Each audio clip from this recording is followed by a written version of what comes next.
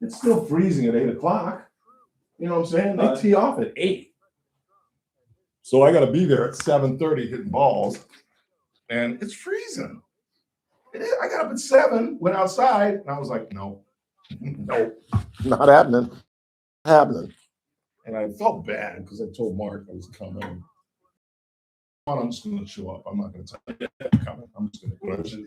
I'm there. I'm there. I'm not. Yeah, exactly. I said I'll see you in a couple of weeks, probably when it warms up. And I just because it was a warm day that day, Sunday. It was like 67 degrees, but not at 8 o'clock in the morning.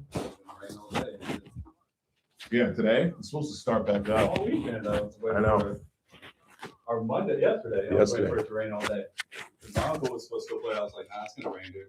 I'm good. It wouldn't play. I know. Like, God, you love North Kern. I know. I'm just playing, so I was like, it's just flat. Yeah, I hate that course. That second the front is kind of nice. It's weird. The par 5 is shaped differently. Even what is that 2? That kicks right. Goes downhill. And yeah. To the right. Yeah. That's it. Yeah. But the back is just back and forth and back and forth, and they're long par 4s that you can't reach. I hate that. That's what I hate. And then you get to like 17, that little par 3, and you're right next to the prisoner 7-4. Report to the warden. You're like, what the fuck? This is golf. I'm not supposed to hear calls for inmate 2758. Yeah.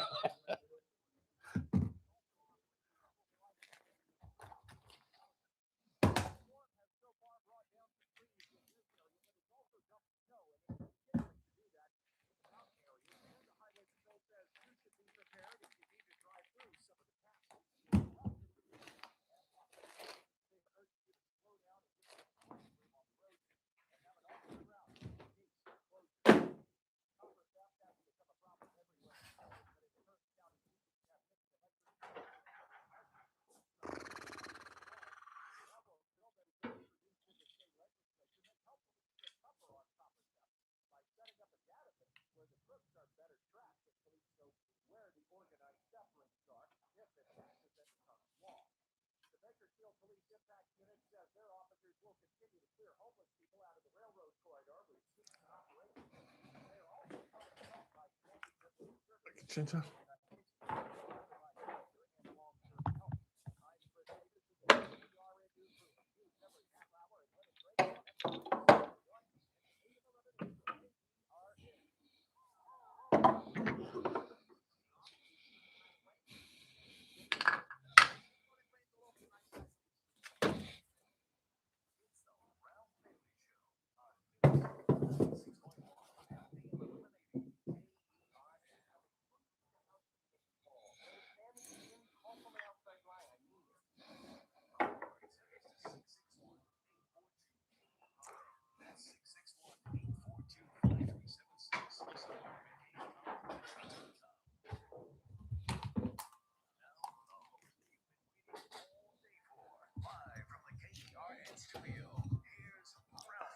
Hi, everybody, and a very pleasant good afternoon to you, wherever you may be, however you may be listening, or however you may be viewing. For those subscribing on YouTube, it's the Ralph Bailey Show. On a Tuesday, 17th day of February, Chris Burdick is producing the broadcast, and coming off a 3-day weekend, as you can imagine, we have a busy broadcast. We'll unpack the story of a psycho Nazi transvestite or transgender man who killed his son and his wife at a hockey game in Rhode Island. I'm sure you've heard about the story. We'll unpack some details you may not know. It's a Tuesday, so our former federal magistrate judge, Teresa Goldner, will join us at the end of the hour. At 4 o'clock, our good friend Nick Ragone will tell us about Pebble Beach. It was a fantastic weekend up north, with a great finish and an LA boy winning. Went to my rival high school, as a matter of fact, La Cañada Flintridge Prep. Colin Marakawa wins at Pebble, the AT&T. We'll talk about that with Nick, about the Olympics. And there's another topic that I was going to talk with him about. George Washington? No, what was I going to talk to him about? Pebble, Olympics, and Lindsey Vonn. Please stand by. Let's find out. I'll read my text to him. Where's my telephone? Where's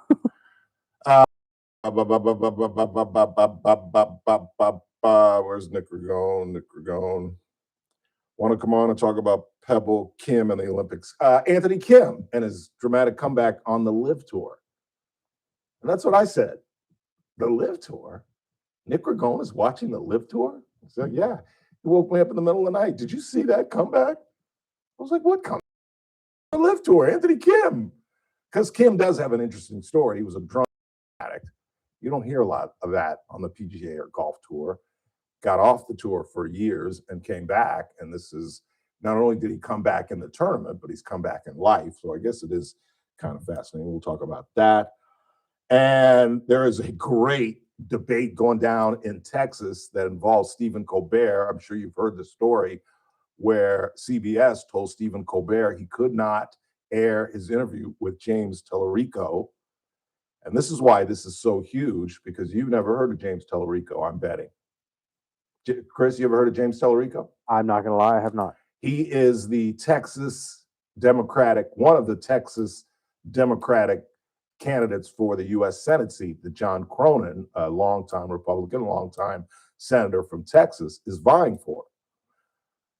CBS and their legal team was concerned about the equal, the equal time provision, which we adhere to strictly.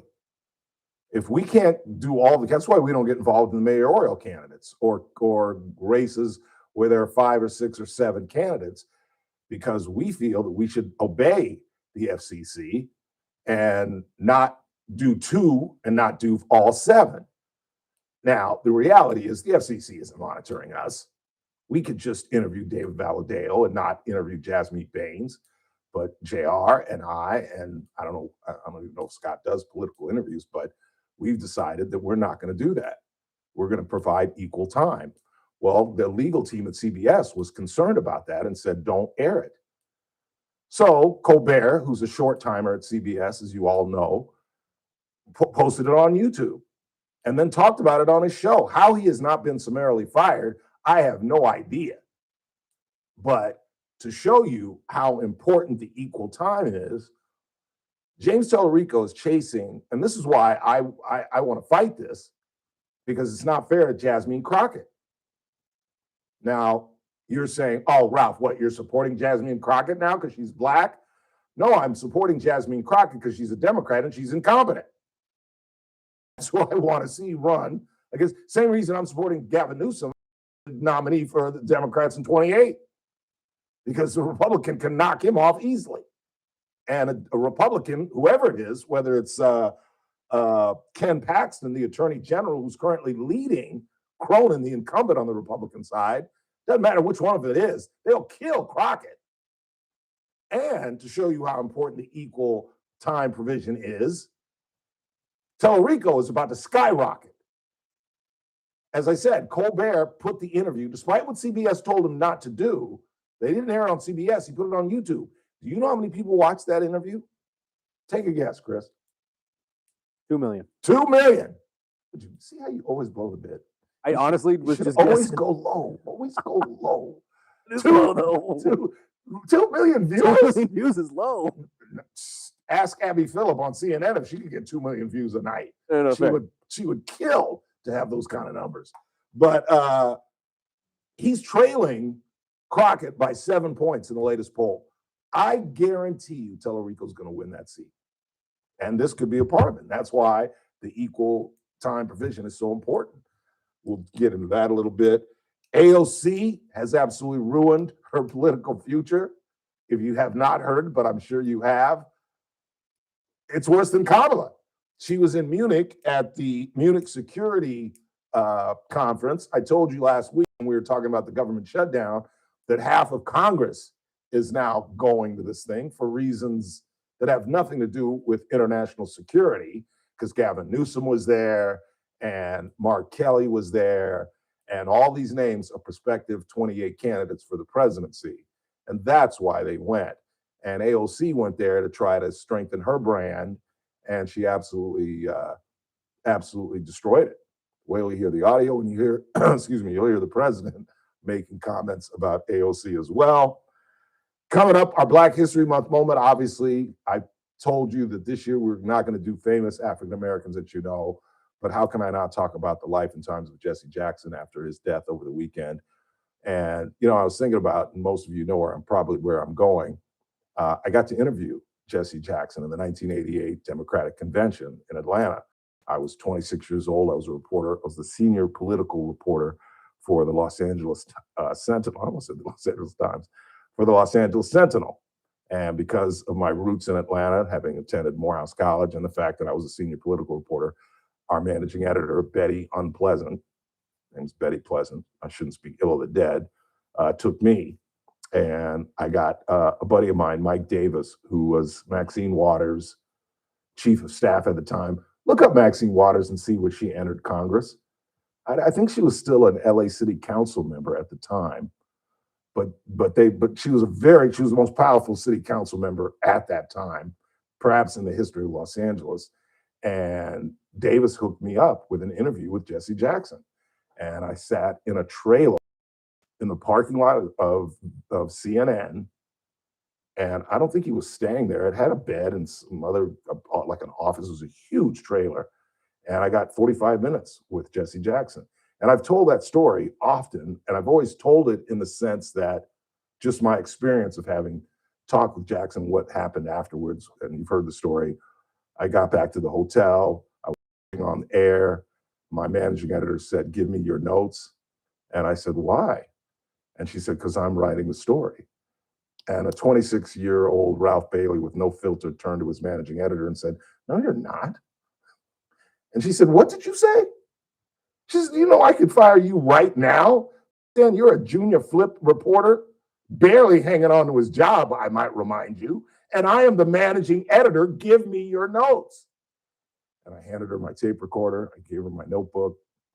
I went down to the bar. I got a glass full of straight bourbon, which I had never done and I haven't done since. I got a chair out of a banquet room, and there was a payphone in the hallway.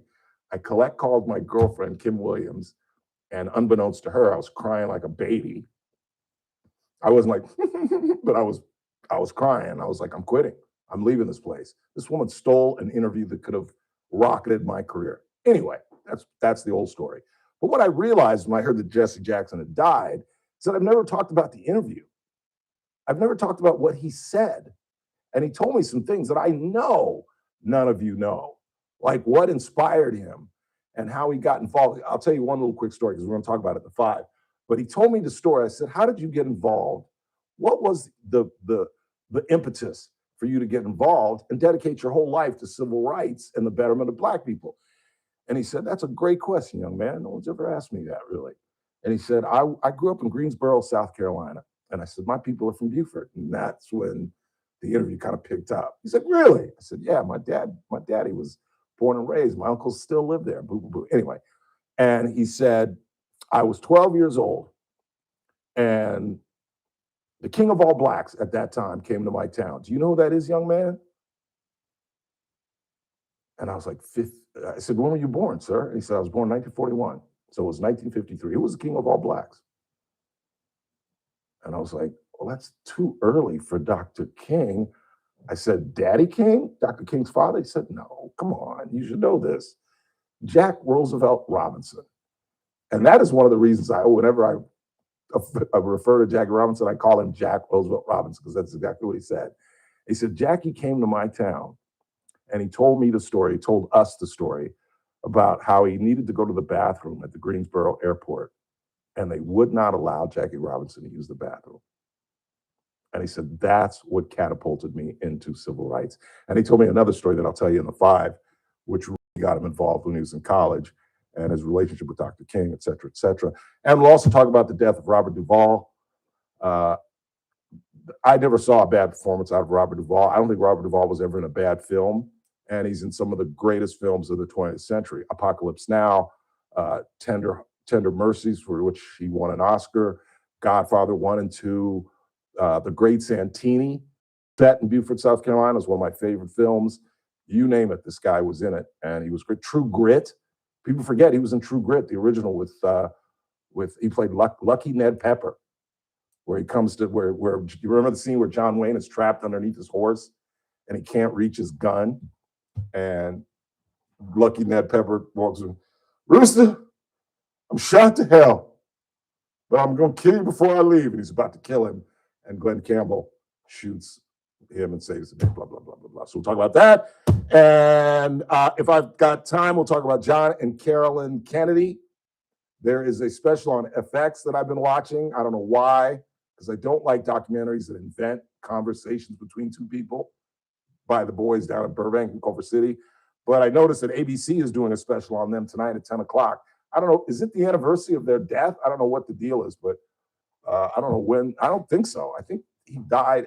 I think it wasn't in February, because they were going to a wedding on Martha's Vineyard, and there's no way they had a wedding in February in Martha's Vineyard because it's freezing. So I don't know why there's this sudden obsession with him. And we'll talk about, speaking of Texas, early voting going on in Texas for that Senate seat that I talked about. And we've got some audio from Lindsey Vonn, who's already undergone 3 surgeries in Italy. She's back home in the United States. She's got 2 more surgeries to go through, which is crazy. And if we have time, we'll talk about some of our favorite couples from the Olympics. Who you got, Chris Burdick? I'm trying to think of any couples. Are you kidding me? Chloe Kim and Myles Garrett. Did you know that? Oh, okay. I'm sorry. I'm thinking like 2 Olympians that are no, just couples. But people, and it includes Olympians like the girl from Redondo Beach. I forget her name. The skater who got cheated by the French. Her and her husband. We can talk about them. What's the other big couple? Oh, Breezy Johnson. Yeah, Breezy is a big one. The former lesbian who got hitched at the end of her skiing event. What other? Oh, and the couple of all time. Talk about the cheater? No. Who are you talking about? Isn't there like a Canadian player, Olympian? Oh, the guy that confessed? Yeah, we can talk about that one too. But my newfound love, and I didn't write her name down. What's his name? The boxer's girlfriend, the skater. Oh, Jake Paul's girlfriend? Yes. Yeah. Yes. Yes. Yeah, and she's actually really good too. She's set a world record. Yeah. And she's a 11. Like an 11. She chose Jake Paul. Margot Robbie? Forget about it. Halle Berry? This girl is a 12. She's 6 feet, and she's a world-class athlete. I don't mean to be inappropriate. But I'm about to be inappropriate. Have you ever had sex with an athlete? I mean, by definition, they're athletes. They can do things with their bodies that other people can't. And I've only been with like 2 volleyball players, let alone a world-class skater. And do you know why she zips down her uniform after she races? I thought she was just trying to show off her ample breasts. But no, she has a bra deal. So she brings down her skating thing. She does like a lap, and then she's like, all right, that's her name is Huda Leerdam. Huda Leerdam. J-U-T-T-A. I've been thunderstruck. Lindsey Vonn, 41 years old. I ain't thinking about her. This woman, and you're right, Jake Paul? But once you see Jake Paul's crib, you're like, okay, I get it. Well, and they did an entire docu-series with the family and explained how they got together and all that. We'll talk about it later because I want to find out because we're extremely late. Yeah. Quick time out. We're coming right back. It's the Ralph Bailey Show on a Tuesday right here on News Talk 96.1 and AM 1180 KERN, and we're streaming live at kernradio.com. News Talk 96.1 and AM 1180 KERN. Wednesday's Armstrong and Getty Show. How dare the Republicans of Texas gerrymander their state? Have you seen what Virginia did for the Democrats? Are you kidding me? And of course, the mainstream media has no interest in this story. Speaking of politics, the president, Trump, has sought vast budget cuts, but Congress won't give him any. That and the news of the day on the next Armstrong and Getty Show. Weekdays noon to 2 on News Talk 96.1. Yeah, and I forgot the 1180 dude's got stupid KERN. money. One of the highlights of this Is radio he the champ? broadcast appears on Thursdays at 4:30. Our money So man, he's not even that great a Daniel fighter because the Petrie with only Best fight I Maker know and was the Petrie Wealth Tyson Advisors. fight. That You was all a know by fucking now joke. what Best Maker and Petrie Wealth Advisors are all about. You know that I've turned on staff members So how who are does he have like extremely 12 happy with being Ferraris a in his client for house? Daniel. Fucking And I've told you, I've been a stupid. client for almost a decade now, and it is the single most important and smartest financial move I have ever made. If you're staring at retirement late in life and you're in the fourth quarter, call Daniel, 395-9400, 395-9400. Just keep it locked. Tune in every Thursday at 4:30 when it appears on the broadcast. Daniel Petrie and the folks at Messmaker and Petrie Wealth Advisors. This broadcast is for informational purposes only. Does not constitute a solicitation or offer to buy or sell any security, future option, He's or got other a financial garage instrument, or to offer bigger or than provide the any house my investment parents advisory or had other in services his to any house person in first. any jurisdiction by Daniel Petrie or It was like- MPWA, DBA, Messmaker and Petrie Wealth Advisors. Any views expressed in this broadcast by us are prepared based upon the information available to us at the time, and we are under no obligation to update our views. All Americans Like, should who's do what he they beating? can to prepare for the future. Donald Trump Jr. here with an important message. More and more Americans are looking for ways to diversify their hard-earned money, and gold is the perfect solution. For example, a gold IRA from my trusted friends at the Birch Gold Group lets you diversify your IRA or 401k into physical gold with zero taxes and zero penalties. Yes. You stay in control You seen this with a woman? tangible asset that's held value for thousands of years. And right now, well, good Birch to see Gold is you. Back offering from New a York. free info kit to help you understand how it works. Sure. Just text Sure. the word secure, 612. SECURE, Easy. to 989898. Blonde, There's no 6 foot, pressure, and no built like an obligation, athlete, just the and facts. she's a world-class You skater. can't predict She the broke a future, world but you record in the can Olympics. be prepared, but only if you educate yourself. Yes. So take When that she first does- step when she right does now. these laps, Text secure to the she'll number zip down. 989898 today. Oh, That's she's secure unbelievable. to 989898. Please join us for the 4th annual Honor Flight Open Yes, Monday, no. March 23rd at See Bakersfield how she Country sit Club. down her Sign up to thing? play with a shotgun start at 11 a.m. The tournament includes lunch, a team of 4, a See how raffle she for a zipped number down of her prizes, thing? and a Because she is a cocktail bra. hour reception. She's a bra Proceeds go to endorsement. Honor Flight and sponsorships. We will be able to send these Americans in DC to Crazy. see their memorials at no cost to them. To sign up for a team, sponsor this event, or make a donation, please go to honorflightopen.com. Honor Flight Open. All start as tiny seeds, needing care, love, and a little sunlight. Then boom, we sprout, stretch, and grow through the world of childhood and teen years. Before you know it, we're blooming, working, parenting, thriving. And yes, even golden petals can shine bright. Join Kern County Public Health and thrive like a poppy. Visit KernPublicHealth.com to learn more. You're listening to The Ralph Bailey Show. Catch me weekday morning 6 to 9 a.m. on First Look with Scott Cox, News Talk 96.1 and AM 1180 KERN.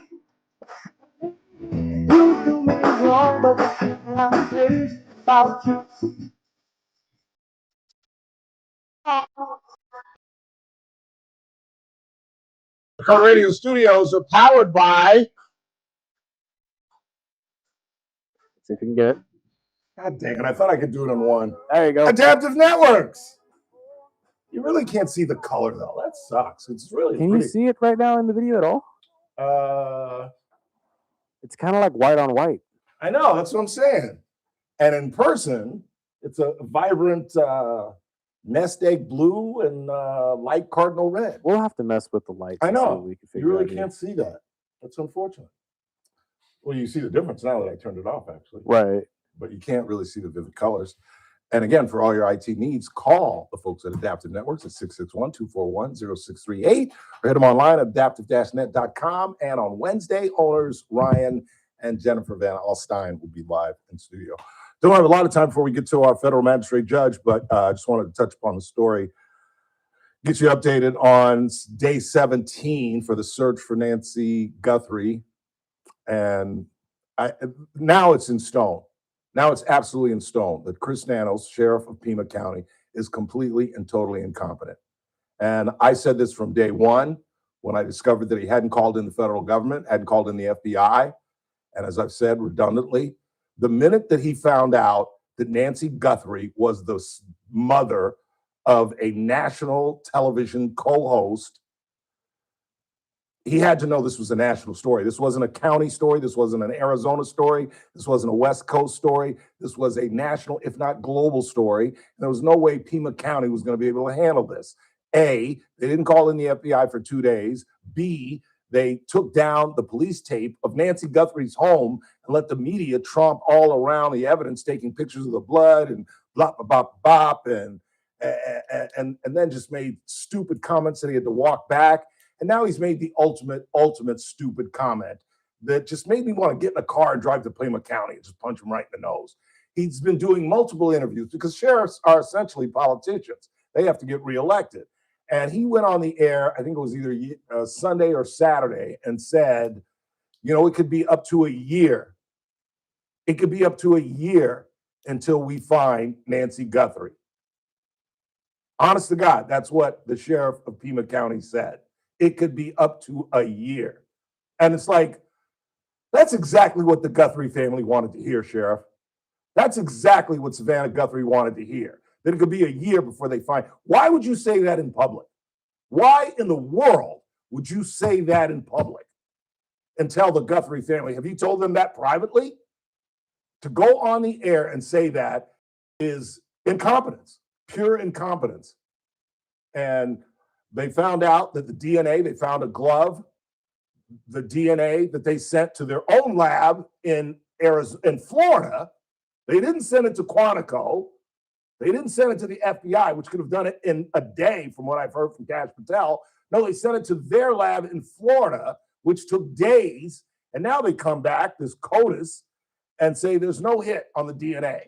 And the DNA in the glove that they found 2 miles from Nancy Guthrie's house doesn't match the DNA that they found in the house.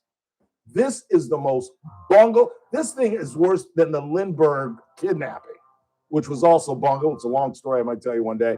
But this thing is amazing how this thing has been bungled. And, I don't want to end on a sad note, but you know how I feel. I don't think Mrs. Guthrie has been alive for days and days and days. 84, my mother couldn't be off her meds for 17 days, I'll tell you that. And I don't think she's quite as ill as Nancy Guthrie's mom was. She's certainly not on a heart machine, that's for sure. Quick time out, it's a Tuesday. Teresa Goldner joins us next. Don't go anywhere.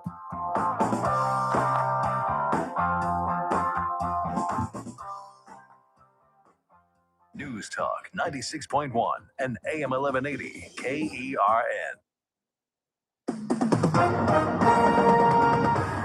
With us are news. I'm Keith Peters in Washington. U.S. Capitol Police in Washington, D.C. have arrested an 18-year-old man after he ran toward the west side of the Capitol building armed with a shotgun. I shouldn't say this. Capitol Police Chief Michael Sullivan says Carter Camacho of Smyrna, Georgia, parked an Mercedes SUV near the Capitol on Tuesday. Got out and ran several hundred yards toward the building before officers intercepted him and ordered him to the ground. Pawtucket Chief of Police Tina Consalves says the person who opened fire during a youth hockey game at an ice rink in Rhode Island killed their ex-wife and one son. Consalves says the victims were the shooter's ex-wife, Rhonda Dorgan, and adult son, Aiden Dorgan. Police have identified the shooter as 56-year-old Robert Dorgan, who also went by the name Roberta Esposito. This is SRN News. Real famous restaurant. News Talk 96.1 and AM 1180 KERN. From the KERN Newsroom, your live and local news update on News Talk 96.1 and AM 1180 KERN. The mountain passes could be especially dangerous today and tomorrow with snow at or below the elevation of the passes. The Highway Patrol says closures are possible if ice starts to form on the roads, and they're asking you to plan by having an alternate route if you have to go that way. Copper theft is being targeted by state lawmakers who have proposed a bill that would set up a database for copper thieves to help police better understand where theft rings are. Farms in Kern County have suffered financially because of theft. Bakersfield police say homeless people are putting themselves in danger and trespassing on railroad property by camping in the railroad corridor, and you can expect to keep hearing about sweeps to move people. area. I'm Chris Davis in the KERN newsroom with news every half hour and when it breaks on FM 96.1 and AM 1180 KERN. My name is Whitney Allen, and I'm a widow. My husband, Ryan, died. We never thought we'd ever have to use life insurance, but the unexpected happened. With Ethos, signing up was fast and 100% online. You can get a quote in seconds, apply in minutes, and get same-day coverage.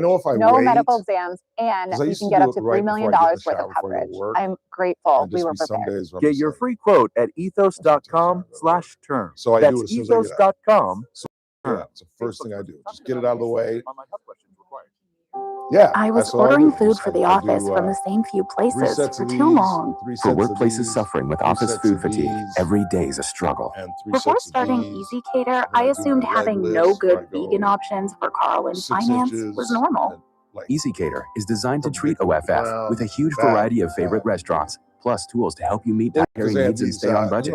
Use daily. One platform lets you save time and shine. Ask your app store about EasyCater or start an order at easycater.com. It's the JR Show. But I will do the leg lift. The folks inept and all that run our city don't even make $3,000 a month. No, I'm doing you the mean to tell dumbbells. me a board of 5 that oversees 26,000 kids that meets once a month? So we're talking about Jesse. You can call in and tell me they meet more than just once a month, JR. You know, I do too. I was a big fan. You know, I interviewed. And they discuss other things at other times with different $3,000 a month. I'm pulling papers tomorrow. Weekdays at 2 p.m. I'm JR Flores. Catch my show, The JR Show, weekdays at 2 p.m. Now, back to the Ralph Bailey Show on News Talk 96.1 and AM 1180 KERN.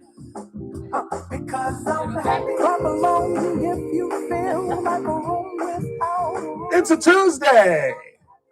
And our former federal magistrate judge has returned from the East Coast, her Brooklyn Heights haven. Teresa Goldner live in studio. How are you? I'm doing great, Ralph. How are you? I'm outstanding. Nice to have you back in Cali. Cali. Good.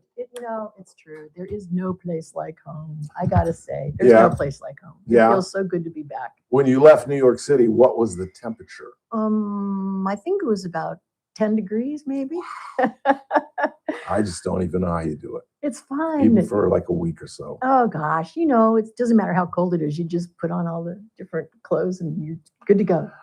Got to have good boots, good hat, good gloves, and some layers. It was 67 degrees Sunday, but it was in the 40s at 7:30. So I didn't play golf because it was in the 40s. You are. So I would wilt on the East Coast. You are a big baby. I am. I'm an LA boy. And anything under 65 is freezing. Oh my gosh. That's You're right. funny. That's right. Well, to me, the biggest thing I was so surprised at was our apartment looks right out onto the East River, right towards Manhattan, and it was frozen all the way from one bank to the other. Well, that's what happens in 10-degree weather. I couldn't believe it. Anything under 32 would probably freeze. I don't know if it's true or not, but it didn't unfreeze for several days. Were people skating? No, but I did read a story in the New York Post about somebody went out there and got stranded. Really? I think their leg went through the ice and they got stuck. And so it was a big deal. I think they survived. But somebody told me back there that it hasn't frozen like that for over 100 years. Is that right? Yep. Wow, that's so much for global warming, right? Yeah, no kidding. No kidding. Our topic today. Jesse Jackson. Yes. Jesse Jackson's legal legacy. I thought that would be interesting. That is an interesting. I've never looked at it from a legal standpoint. Well, that's the lens that I look at almost everything, it seems like. And so I researched it because I know that Jesse Jackson was involved in some pretty important lawsuits. Yes. What I found out through my research was that he really wasn't involved in that much litigation over his life. Believe it or not. Because he would lead boycotts and companies would settle. Yes. That's what he was very, very powerful. And that's one of the stories I'm going to tell at 5:00. He began, how he began boycotting, how he came up with the idea that we'll boycott.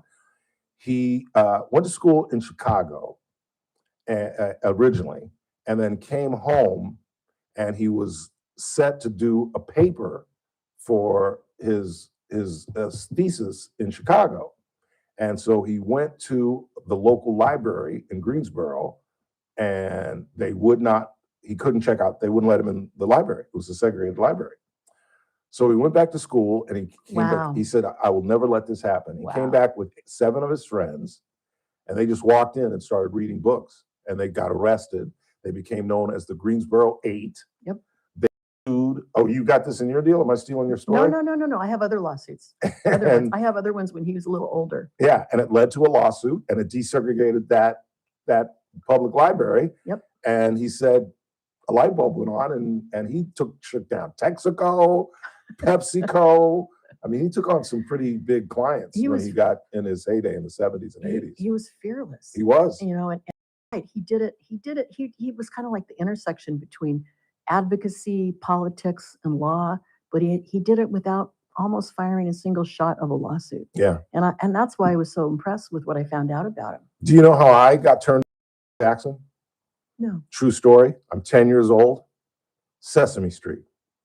Was he on Sesame Street? He appeared on Sesame Street and did his I Am Somebody. In fact, we've got the audio, I think. Wow. I'm going to play that That's at 5 so o'clock. cool. And I had never heard of this man. I'd never seen this man. I remember going back to my mother and asking him about Jesse Jackson. She said, how do you know about Jesse Jackson? They're teaching you Jesse Jackson at Joe A. Gonzalez Elementary here in Cerritos. And I said, no, I saw him on Sesame Street. Were you 10 years old? I was 10 years old. It was 1972. Were you impressed? I was because he rhymed and his whole theme was keep hope alive, which became part of his speeches and I am somebody. I may be white, I may be black, I may be brown, I may be Asian, but I am somebody, and had the kids repeat it.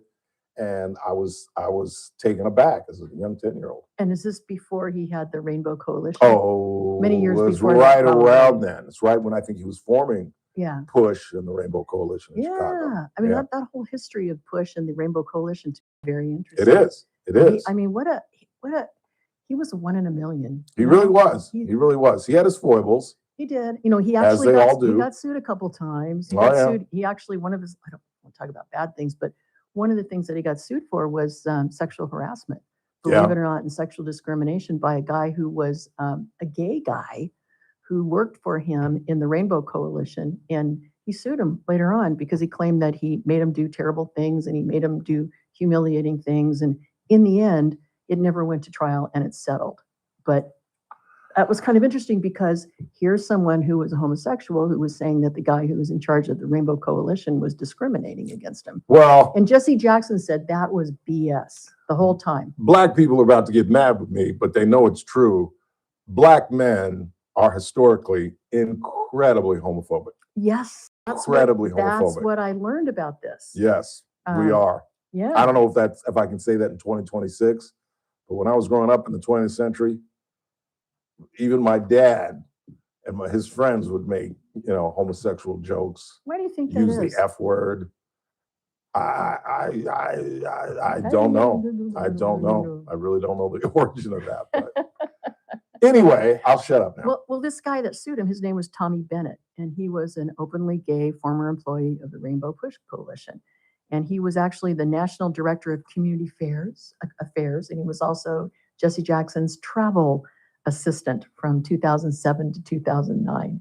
And Wow, I didn't know it was that late. Yeah, he filed a complaint against Jesse Jackson with the Chicago Commission on Human Relations in 2010, followed by a lawsuit in 2011. He didn't really, I think they settled because you can't really find a lot online about what happened with the lawsuit. But it was, it was in litigation for several years. I'm sure they settled. It was pretty interesting. But, the highest profile lawsuit that Jesse Jackson was in was back in 1999. And tell me if you remember this. There were a couple of lawsuits related to the Decatur school expulsions.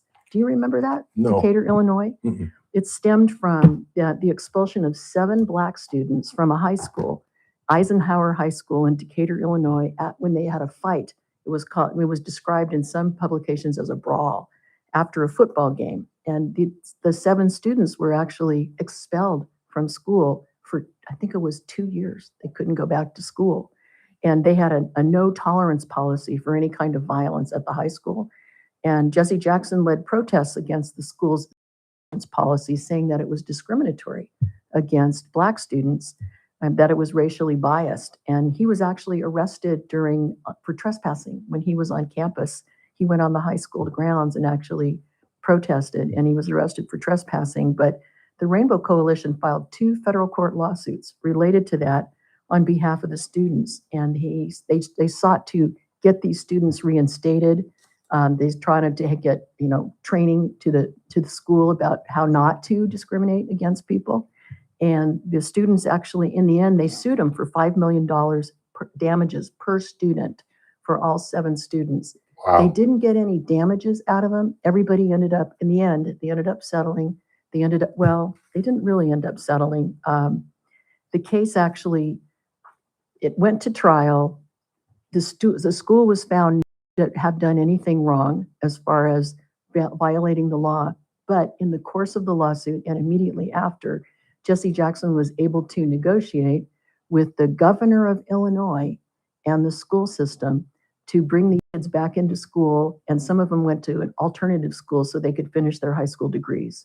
But it was a very important case at the time, and it really highlighted kind of the way that zero tolerance policies in the high schools, the disparate effect that it had on Black students.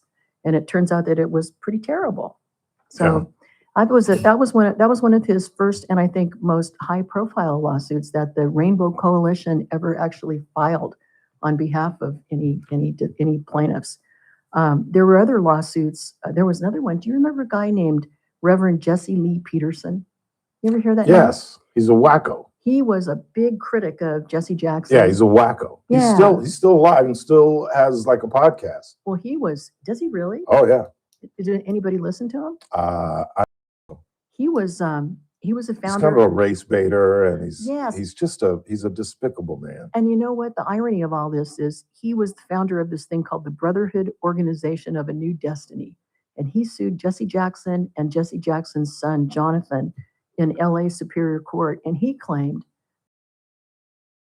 like this, Toyota executives. Remember how you said the companies? They were talking to Toyota executives, and he claimed that Jesse Jackson's son pushed him and assaulted him, and that Jesse Jackson humiliated him in front of these Toyota executives. So he sued him, and he said that Jesse Jackson threatened him physically and violated his civil rights by intimidating him during this meeting. The case ends up, gets filed. He sues for unspecified damages for assault. He claims that he sued for intentional infliction of emotional distress and civil rights violations. The lawsuit actually talked about the differences between Peterson, who portrayed Jesse Jackson as a race hustler. That's how he described Jesse Jackson, a race hustler. Yeah. In fact, he was kind And of... this is a Black man, by the way, if you guys don't know. Right. And he was, like you said, he was way off the charts. Oh, yeah. As far as being, in my opinion, being rational. Yes. But it goes to trial. It went to trial in January of 2006. And a jury completely cleared Jesse Jackson Sr. of all allegations found in favor. It was a defense verdict all the way around for Jesse Jackson Sr. And they deadlocked 6-6 on the assault claim with respect to his son, Jonathan. Really? And in the end, nothing ever happened of it. Of course, Jonathan was not ever prosecuted for anything. But that was another one of the Jesse Jackson lawsuits. And that was very personal to him. And that's why he fought it all the way to the end. And I thought that was pretty impressive that he did that. He also ended up, he didn't have any other big giant lawsuits that he was personally involved in. You know, his coalition sometimes sued on behalf of defendants, but not that often. He's really more of an advocate who used his skills and his connections to affect change. And I thought that was very impressive that he was able to do it without a lot of litigation. Because most people, they think that the way you change the world is, a lot of people think you do it through going to the courts and filing lawsuits. But Jesse Jackson had another approach to all of this. Yeah. And I was very impressed with that. I thought I would find a lot of lawsuits, and I didn't. Yeah. He was a powerful, powerful man. He truly was. He was, there are a lot of accomplishments in his life that we forget about.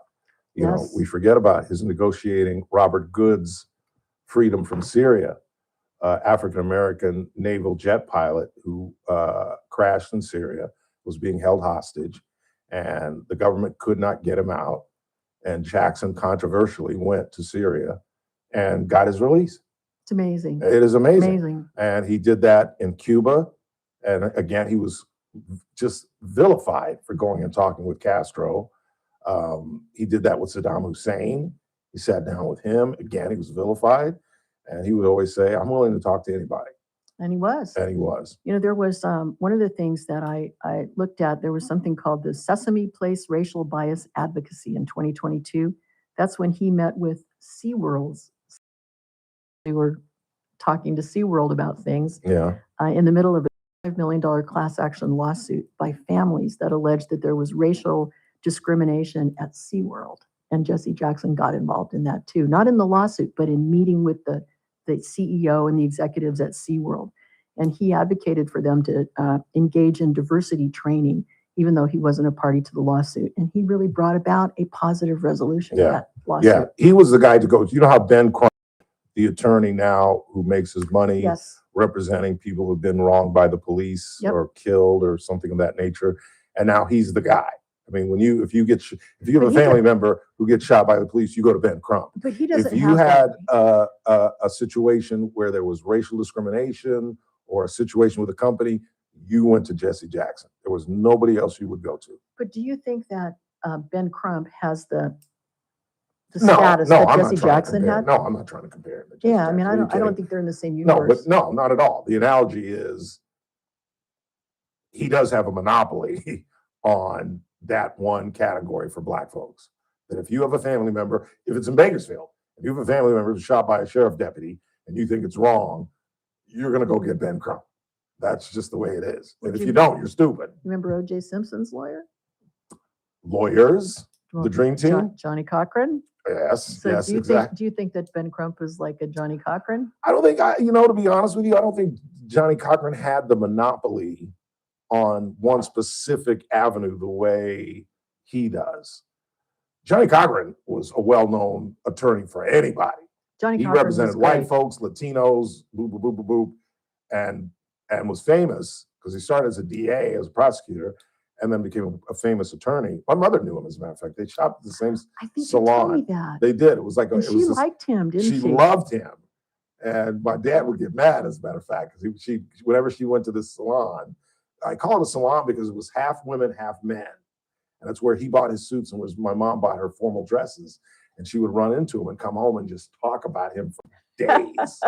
And this is before OJ. What did she like so much about him? She just said he was just a charming man and he was just incredibly well dressed. And the thing that got my dad's attention is, and he smells so good. Oh. And my father was like, what?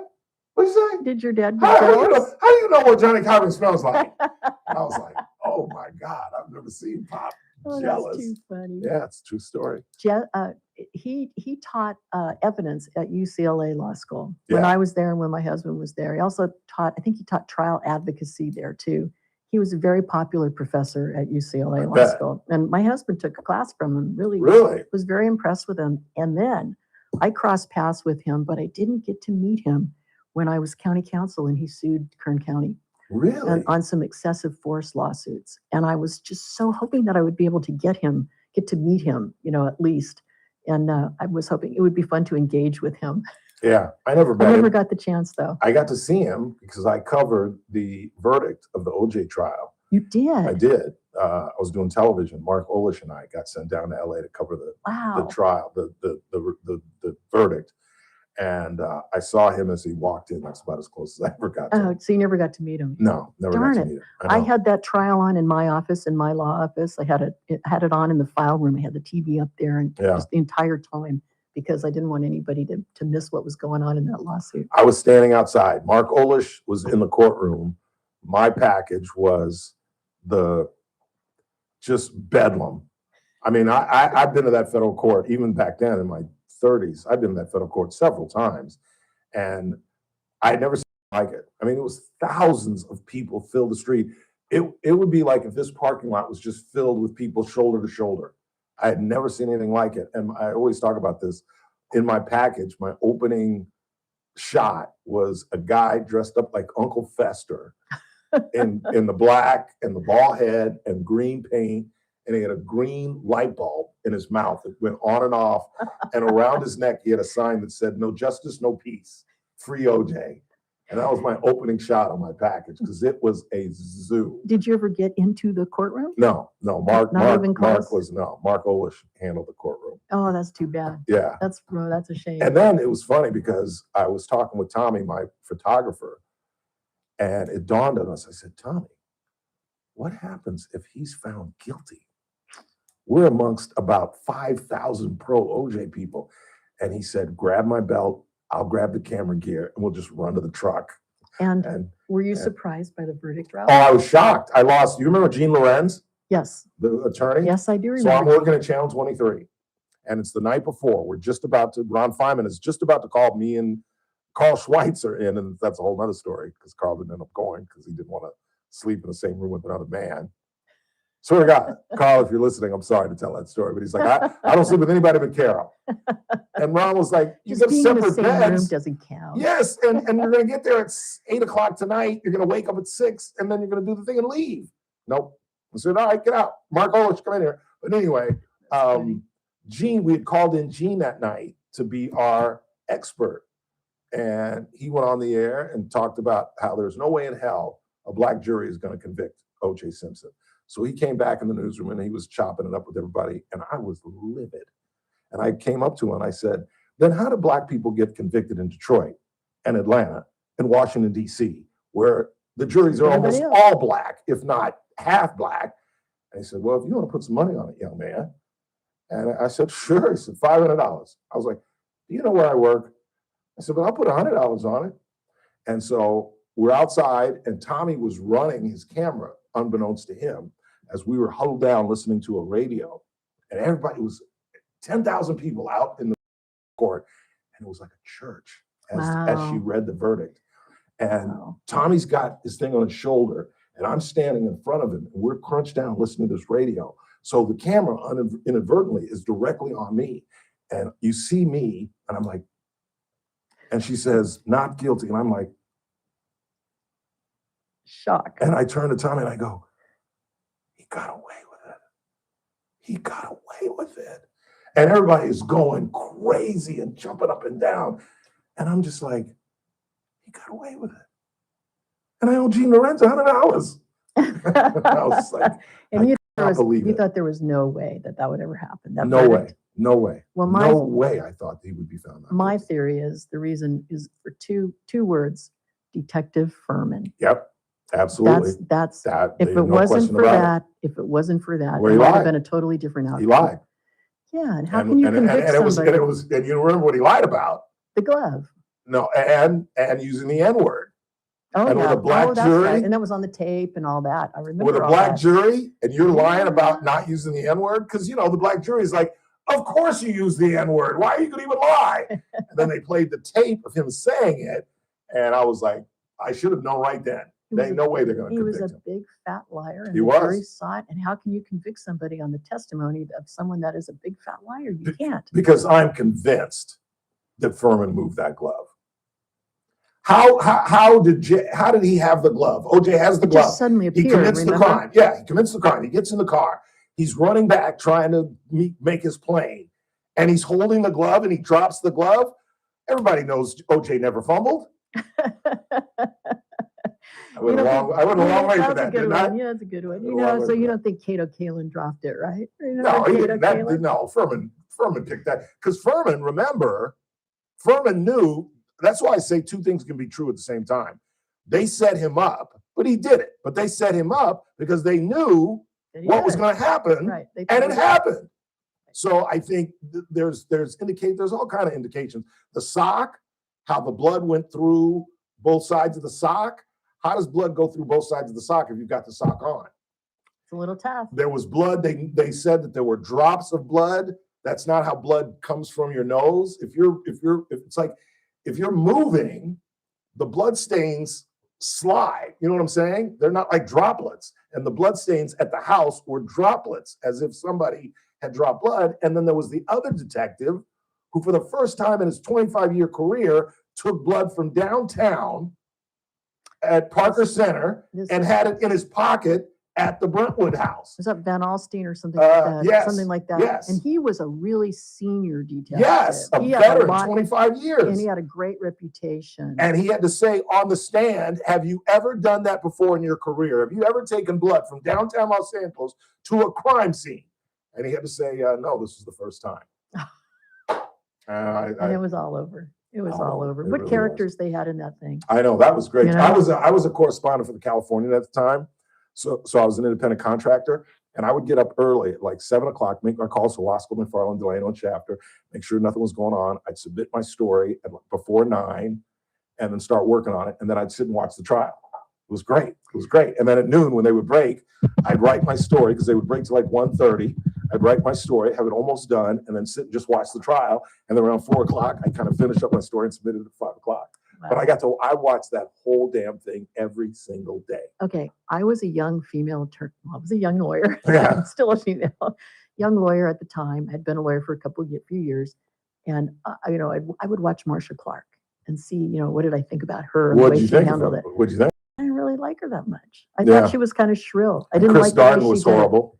Yeah, Chris Darden sued Kern County when I was county counsel too. The whole group was coming after us there for a while. And I met him at a hotel. I was at a wedding, and Tiger Woods was playing in a championship, and so I snuck down to the bar to watch Tiger, and Darden was in there, and he promised. I was doing a morning show at the time, and he promised to do my show that following Monday.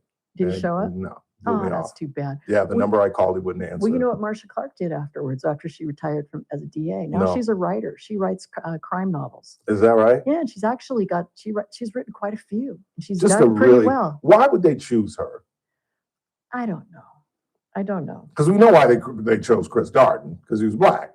Only reason that they chose Chris Darden. Yeah. Why would they not go with their number one prosecutor for that? I don't know. I used to watch everything she changed her hairstyle in the middle of the trial. To the curly, and I thought that was not a good look. What was it? That curly afro look? So do we have a second? Yes. I wanted to ask you, because you mentioned meeting Jesse Jackson, and you said that you mentioned the Democratic National Convention. 1988. Was it 1988 or 84? Yes, it was 88. 84, he got derailed because remember, they caught him, using an anti-Semitic term for New York, he called it Hymietown. Remember that? And that's what derailed him in 84. And then he came back in 88 and he doubled the black vote. He tripled the white vote. And that's why they sent me, because the convention was going to be funky because Jesse had about 350 delegates. He walked out. Dukakis could not get to the 1190 needed. And so my story, once my editor took my interview away from Jesse Jackson, was that troika and how they were going to deal with Jesse. And they finally came to terms with him, and he sent their delegates to Dukakis, and obviously Dukakis was nominated and then destroyed by Bush.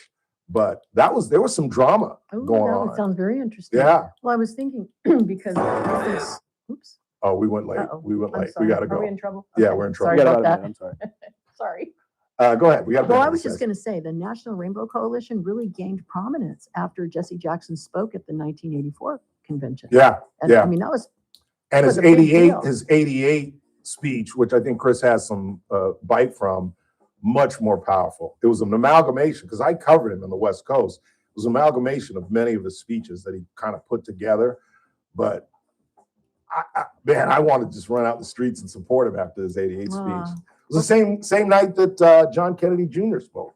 I'm going to listen. I'm going to listen to the rest of your show today because I want to hear about more stories about. Yeah, I'm going to talk about him in the 5. My great. 45 minutes with him in Atlanta. Sounds like fun. Teresa Goldner, everybody. Thank you so much. Quick time out. We're running way late. It's the Ralph Bailey Show on News Talk 96.1 and AM 1180 KERN. That was great. That was really good.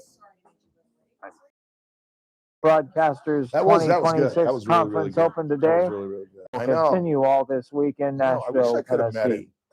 U.S. Capitol Police Chief Michael Sullivan tells WJLA TV his officers intercepted a shotgun-carrying man before he got to the Capitol. Who knows what could have happened if we wouldn't have had officers here standing guard like they do every single day. I think it's important to note that just a few months ago, we had an active shooter exercise right here on the West Front. You look great. Virtually in the same spot. And we do those active shooter exercises every single month. And that's why we do it. Sullivan said the 18-year-old gunman was wearing a technical vest and gloves and had a Kevlar helmet and gas mask in the vehicle. The shotgun was loaded and had additional rounds on it. Civil rights leader and former presidential candidate Jesse Jackson has died at the age of 84, according to his family. On Wall Street, the Dow up by 32 points. More on these stories at townhall.com. The following is a real-life story from Trinity Debt Management. I had a lot of credit card debt and it stressed me out. But what I thought was a solution turned out to be a problem. I kept hearing ads about debt settlement that seemed too good to be true. And actually, it was. When I called, they told me to stop paying my bills.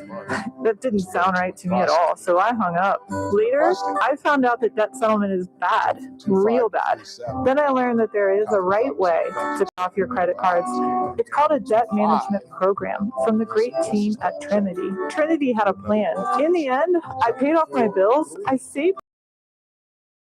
If credit card debt has you down, call Trinity.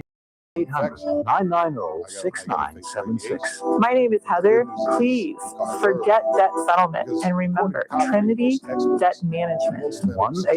1-800-990-6976. From the KERN Newsroom, your live and local news update on News Talk 96.1 and AM 1180 KERN.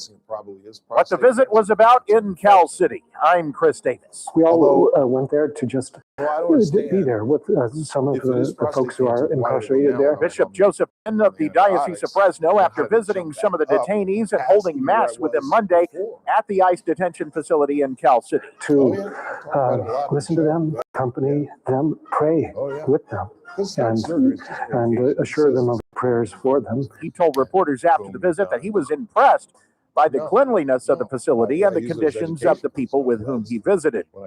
You are being urged alternate way to get where you're going, just in case some of the passes in the mountain areas have to be closed because of winter weather. That's coming from the Highway Patrol and is because of the expected snow levels, which could be below the elevations where some of the passes are today and tomorrow. CHP says slow down if you're driving in that direction and allow for plenty of room for drivers in front of you. You can expect to hear about more operations by Kern County authorities and Bakersfield police to clear homeless people out of the railroad corridor, even though some people have gotten used to that area as a place to stay. Police say those people are trespassing on railroad property and sometimes are in danger when they camp there. Those people are given notice and help from some organizations for shelter and food. The average price for gas in months now at $4.52 per gallon of regular.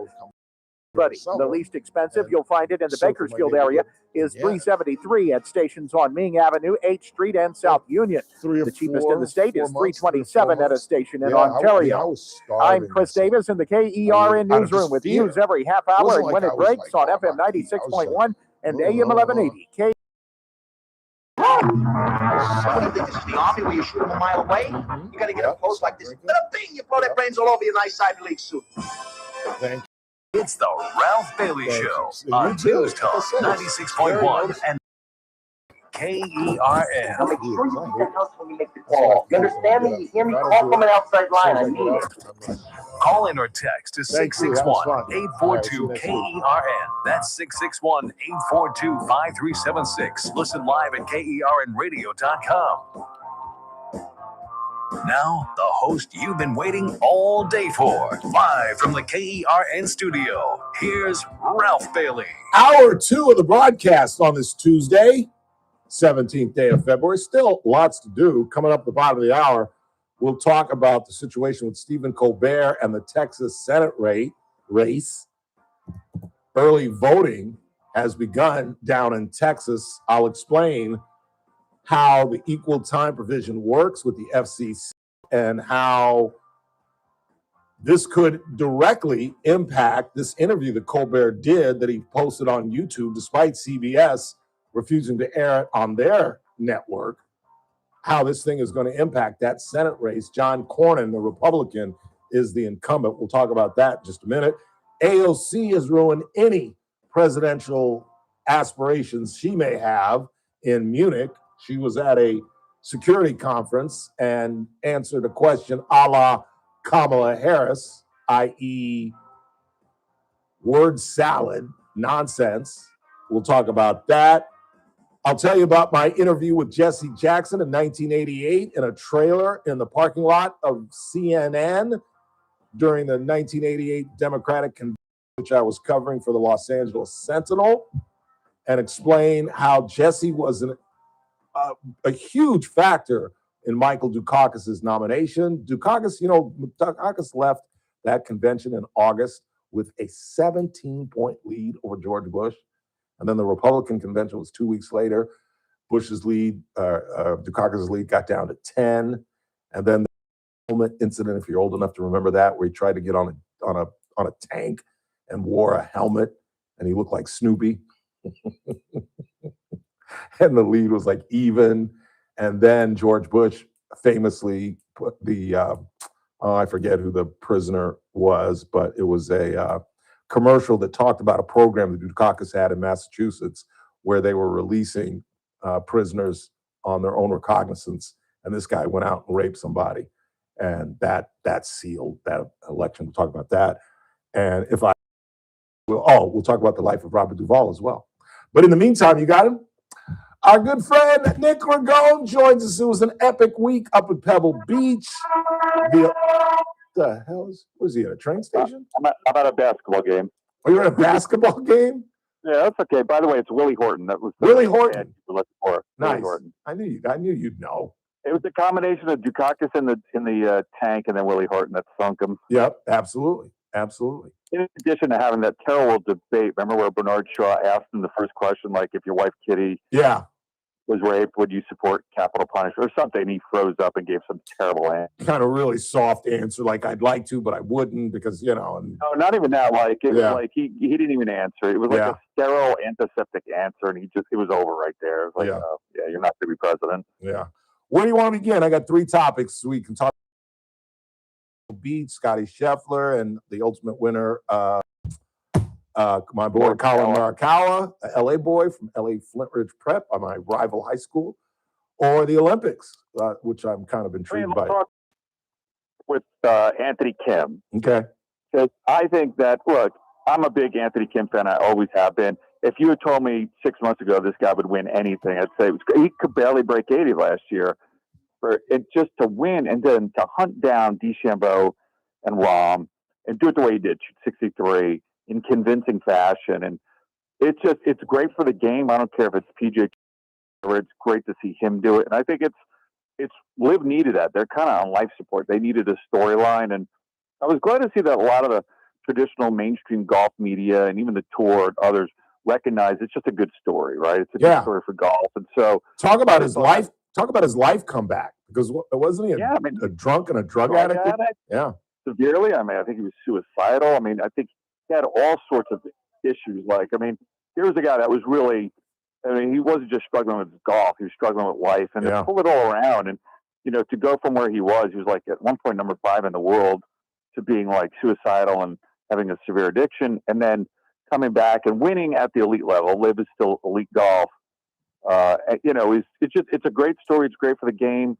I think it's even Tiger talked today at the press conference at Genesis and how impressive it was. And I think it'll be good. I don't know that, it's good for the Liv Tour, I guess, but it's really better for golf. And so I hope he wins enough. Like they start to get world ranking points for Liv. And so I think at 200 in the world, if he has a couple of good finishes, like if he can get to 50, it'd be cool to see him back at the Masters. Yeah, that would be. It is a good story. It really is.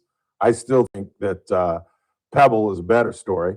I got to watch a lot of that over the weekend, and it was great golf. It was unbelievable golf. Win. I mean, look, the thing that is impressive about Scotty Scheffler is he has 17 top 10s in a row. Like, that's insane. That's something Tiger's never done. Jack hasn't done. It hasn't been done in 60 years. To be that consistent, even last 2 weeks at Waste Management Pebble, got off to horrific starts to nearly win both. He didn't win, but to nearly win both and to keep that streak going is just so impressive. Like, I look at it as Tiger was more dominant in 2000. His highs were better. He won 3 majors. But if you look at total dominance over the last 4 years, consistent dominance, it's hard to find a 4-year stretch in the history of sport where somebody has been consistently better than what Scotty's been over. He won almost exactly 4 years ago at Phoenix to start this run. If you look at the numbers over those 4 years and how many top tens he's had, there's been no other number one that's had that many top tens in that period of time. Yeah, yeah. And to make 3 eagles on Sunday at Pebble Beach, I don't think it's ever been done. Yeah, I mean, to do it when you had on 18 to, it's great to see Morikawa win. It was a great event. It's good for the tour to have a good event. Had a good field. Big names played well. But the story for me in golf is Scotty. That he's not on a heater anymore. This is not a heater. This is who he is. And I don't like making the Tiger comparisons, but like if you look at where he fits in the all-time greats, he already has 4 majors and 20 wins now. So he's already probably a top 15 player all time, like all time. You're talking if he never played again, he's already there, and he's not even 30 yet. Like he has a chance to get, double-digit majors. I mean, we all thought Rory in 2014. If you had said, "Does he get to double digits?" you'd say yes. So you can't guarantee anything, but like he can easily, I think, get to double-digit majors and 40 or 50 wins. And I think he's in the conversation. He'll, at the end of the day, it'll be Jack, it'll be Tiger, it'll be Hogan. But somewhere in there, Scotty might find himself in that conversation, which would be remarkable. What makes him so good? Because there's really, with Tiger, he was overwhelming off the tee. He made ridiculous putts from distances we've never seen before. And he just had an overall great game. But what makes Scotty so unstoppable? 2 things. One is his distance control is as good as Tiger's was. Tiger and his distance control, and I think Scotty's every bit the ball strike from 150 yards in as Tiger was, and I think even his mid irons, like he's just very consistent. He's a great ball striker, and so I think if that's like he's a good putter, not a great putter, but he's a great ball striker, and he's consistently, he's dialed in on his irons. Like you don't see him like the way Rory, you'll see him come up with a wedge or ammo. Like you rarely see that. And the other thing is, I think he's the smartest. Oh, Lord. No, I said, can you hear me now? Now we got you, but second. No, I mean, Tiger, Scotty is the most tactical player. He kind of like thinks like Jack, but he has the game of like Tiger. Like he thinks like Jack. He's a conservative golfer. He thinks his way around, but like his ball from like 175 yards in is reminiscent more of Tiger. He doesn't have Tiger's distance off the tee, but he's also more consistent off the tee. Yeah. I think when you get them in 175 yards in, when Tiger was at peak Tiger, he was better than everybody, and I think Scotty's the same way. Yeah. Tiger was known, even when he would win, to spray it on occasion at the on the 72nd hole. He couldn't find the fairway and still managed to birdie it and get into a playoff, but he was known to spray it a little bit. And then Scotty rarely misses a fairway. Yeah, he's way more consistent off the tee. And I just think it's he doesn't get his due because he doesn't have an aura, quote unquote, the way Tiger did, which I think is silly. But like, I don't know that anybody's mentally tougher than the guy. He doesn't quit. He doesn't let up. He outworks everybody. He's smarter than everybody. He's better from 175 yards in than everybody. And he's putting up numbers that even Tiger, 17 top tens in a row is unthinkable. Yeah, it is. It's Tiger never came close to that. I think he had maybe 10 top tens in a row or something, but like, that's next level stuff. Yeah. Is he beginning to have the intimidation factor that Tiger had?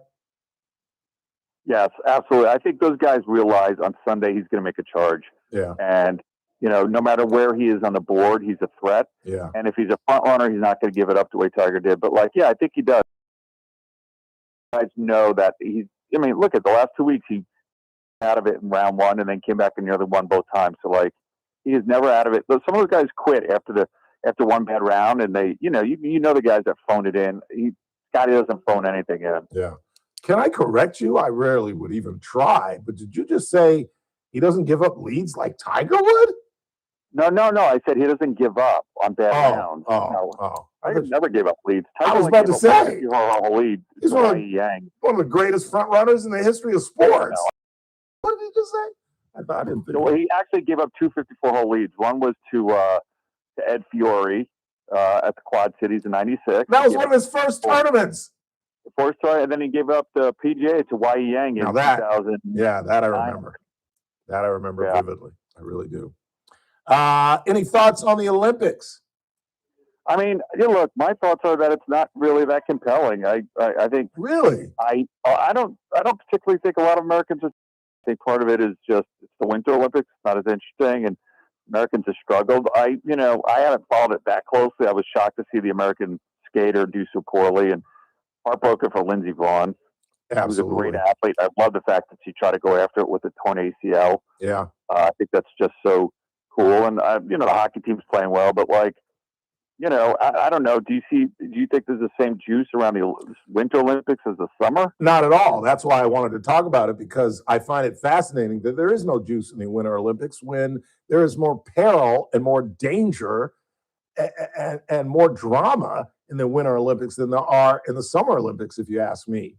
I mean, just you're right, but we just don't know any of these athletes. Yeah, the skater, for instance, I didn't know who he was, and he's like, my daughter's like, he's the all-time great. I'm like, yeah, I don't know who he is until the week of the Olympics, and then I forget about him the week after. Like Lindsey Vonn, I know, and Michaela Schiffer, and a few, but you just don't know any of these athletes, and it's part of it is I think the Olympics have become a little bit political, and I think it's turned off a lot of people with some of the athletes making political statements, which they shouldn't be doing, and so I think it's just to me, it's the most underwhelming Olympics I've ever seen. Yeah. What in the luge who got disqualified because he wouldn't give up his helmet that had faces of colleagues who've been killed in the Ukrainian war. Yeah, I mean, I didn't even see that story. I'm not surprised. They train so hard and then they get a platform for a week, and some of them platform, and it's different than when we were growing up watching Olympics, where the whole country was, even the 80 Olympics, I mean, the whole country was invested in it. I just don't feel that anymore. Yeah, I think it's unfortunate. It's just drama that in skating, just one slip and you're done. And the skiing. Yeah. Remember Dan, who was the guy in the 70s? Dan, or in the 80s, Dan, the skater who was clearly the best in the world, but he would always fall. Dan Jansen.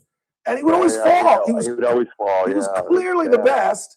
And he'd get into these races where he's the clear favorite, and he would slide on the ice. It was incredible. That's why I always think, why doesn't this resonate with Americans? And you're right. There's no name recognition, and we just nobody cares. Nobody cares. That's unfortunate. I'll leave you with this. Running out of time, and I'm going. What basketball game are you at, by the way? It's ours, Thomas Jefferson University. Oh, nice. Okay. Any thoughts on Jesse Jackson? Sad to see him go. I remember the '84 election. It was such a big deal, and he was so transformative a figure. I was glad to see the president say nice things about him. He's a historic figure. There's no doubt about it. I think your synopsis was right in '88. In fact, I think on Super Tuesday in '88, Jesse finished first or second, I think, in 17 of the 21 primaries. He won Michigan. He won Michigan, and that's when they started to freak out. How dominant he was. Yes. I think he probably, Dukakis, I think they rallied around Dukakis, but Dukakis, I think, was a flawed candidate. But Jackson had a real shot at winning that in '88. And I remember being a freshman in college, I was shocked that he wasn't on the ticket. They put Lloyd Benson, which to me didn't make any sense. He had no chance of winning Texas, Dukakis. But I think he didn't want to be overshadowed by Jesse. I think Jesse would have been a better candidate and would have been a better Veep. Yeah, but America wasn't ready for a black president or a black vice president in 1988. Maybe not. It's hard to say. But I remember loving to watch his speeches because I love good oration. And I remember the speech at '84 at the convention, the one at '88, and I thought even though I was a Republican back then, and I think I was rooting for Kemp in the '88 primary probably, but have him somewhere on the ticket. Yeah. Yeah, I was on the floor the night of the '88 speech. And like I said, I don't know if you heard it, but I'm going to talk about it in the 5. I got 45 minutes with him in a trailer in the CNN parking lot with Kim Fields and her mother in the trailer. To this day, I don't know why they were in there. Kim Fields? Yes. She was a kid. She was a teenager. I know how old she was. And I didn't know why she was in there. And I got 45 minutes with him, and he told me stories that I'm going to talk about in the 5, that how he got in the movement and how he met Dr. King and how he's 12 years old and Jackie Robinson came to Greensboro, South Carolina, and Jackie Robinson told the story that he couldn't use the bathroom at the Greensboro airport. And Jackson said, that's what catapulted me into changing America. And he said, I knew. Here's my story today. You know, first of all, Jackie and Joe Louis served together in the Army in 44, and Jackie was court-martialed for not giving up his seat on the bus, and won his court-martial. You don't think I know this story? Please. I know you know that. I'm telling it for your listeners. Do you know how he won? I think they vouched for him. His guy said, yes, no? the bus driver and the white woman that filed the complaint said he was drunk, belligerent, and angry. He had white officers testify, Jackie doesn't drink. Jackie doesn't drink. And he never did drink until the day he died. He was 56 years old. He never drank. And that's what won it for him. And you're right. He represented himself in that. He was one of the greatest athletes of all time. 4 letters at UCLA. Better football player than baseball. Yes, baseball was his worst sport.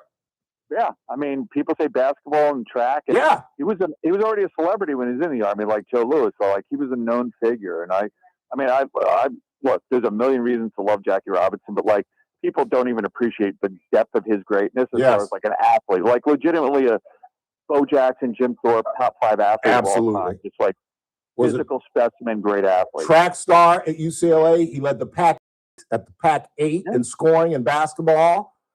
And he was he could have. Oh, here's the other trick. And he was the best running back. He was the best running back in the NFL. Oh, yeah. Just couldn't make any money playing football in the 40s. Who's the only player to be drafted in 4 major professional sports? Dave Winfield. Dave, how do you know that? What am I, a potted plant here? What do you mean? How did I know that? No, he got drafted in the NBA and the ABA, NFL, obviously, and then baseball. One of my baseball assistant coaches went to SC and played against Winfield and tells a great story how University of Minnesota beat SC 1-0. Winfield hit the home run and he pitched the 9 innings for the win. I mean, that's amazing. It is amazing. It really is. It's how good these athletes are. It's incredible. Always great to talk to you. We'll talk to you soon. Masters coming up. All right, man. Take care. Our man, Brandon You are lucky he hung up before I am that. extremely lucky that he hung up. My good friend, Nick Ringo. Quick timeout. We'll check the board, see what you all are talking about. Bottom of the hour, we'll get into this FCC situation with Stephen Colbert, the CBS, and the Texas Senate race. That's coming up in the hour. You're listening to The Ralph Bailey Show on News Talk 96.1 and AM 1180 KERN, where we're streaming live at kernradio.com. News Talk 96.1. Adaptive. RN. Start your day right. First Look with Scott Cox, 6 to 9 a.m. Don't miss the Wednesday edition of the First Look program. We'll talk a little medicine with a friend, Dr. Vip Dev. John Cox from California will join us. He will administer the news quiz. We will have news and traffic, and oh boy, will there be weather. It's all happening 6 to 9 a.m. right here at News Talk 96.1 and streaming live on the internet at kernradio.com. First Look with Scott Cox, 6 to 9 a.m. News Talk 96.1 and AM 1180 KERN. You know, one of the reasons that American General Media, the company that owns this radio station, teamed up with Adaptive Networks for our IT use is because of their incredible customer-driven, creating custom technology solutions that fit your unique business needs. And as a radio station, we definitely have unique needs, but we depend on the folks at Adaptive Networks. So whether you're a small company or a growing enterprise, Adaptive Networks adapts to you. Their customer-driven approach means you get exactly what you need, nothing more, nothing less. Don't settle for generic IT support. Call Adaptive Networks today at 241-0638, 241-0638, or online at adaptive-net.com. And coming up tomorrow, owners, operators, Jennifer and Ryan Van Alstyne will join us live here in studio. Adaptive Networks, call them today for all your IT needs, 241-0638, or hit them online at adaptive-net.com. Are the rising waters of expenses and debt threatening to drown you? Many people try to stay afloat by borrowing more money or using debt What time settlement is Mike? programs, but those can take years. If you're trapped under credit card debt, medical bills, payday loans, or buy now, pay later plans, Chapter 7 bankruptcy could free you much 4:45? sooner, in about 4 months, and for a fraction of the cost. Stop the harassing calls and letters, rebuild your credit quickly, and clear the way for a fresh start. At Clean Slate BK Group, consumer Chapter 7 bankruptcy we can help you erase credit card debt, medical bills, personal loans, even past due utility bills. Find out if you qualify at no cost and with no obligation. Go to csbk.com. This is an attorney advertisement. Your results may vary, and prior results do not guarantee a similar outcome. Clean Slate BK Group PC, located at 7 Penn Plaza, Suite 601, New York, 10001, is responsible for the content of this ad. For more information, visit csbk.com. That's csbk.com. Your clean slate starts here. Did you know about 1 in 3 people with plaque psoriasis may also develop psoriatic arthritis, which causes joint pain, stiffness, and swelling? Does this sound like you? Listen to what it sounds like Just the to person be I a need to million talk miles to. away. I'm literally getting a text message from Bonnie, the girl who's coming in, and I told her, guselkumab, I taken by said, injection, is a quote, prescription medicine for adults I'm with in the moderate studio to at severe 2, plaque on air at psoriasis, 3. If who you may can't make it benefit within from that taking time frame, injections or Lisa pills Smith, of our notary, phototherapy, is and available for all adults day. with active Thank you, psoriatic blah, blah, blah, blah. arthritis. And she said, well, I'm happy Serious I'm at the allergic beach reactions now. and Just have to increased be risk this of week. I can infections make it and happen. liver Just problems may hug me occur. down here Before in a short treatment, time. your doctor should check So you for I'll let you know infections when and she's, tuberculosis. Tell yeah, your that's doctor what if you I have an said. infection, flu-like symptoms, Thank vaccine. you. Thank you. Imagine being a million miles away. Nice. Explore See, what's thank you. possible. Ask your doctor about Trimfaya. Visit trimfaya.com or call 1-800-526-7736. The Clay Travis and Buck Sexton Show, live 9 to noon. Now, back to the Ralph Bailey Show on News Talk 96.1 and AM 1180 KERN.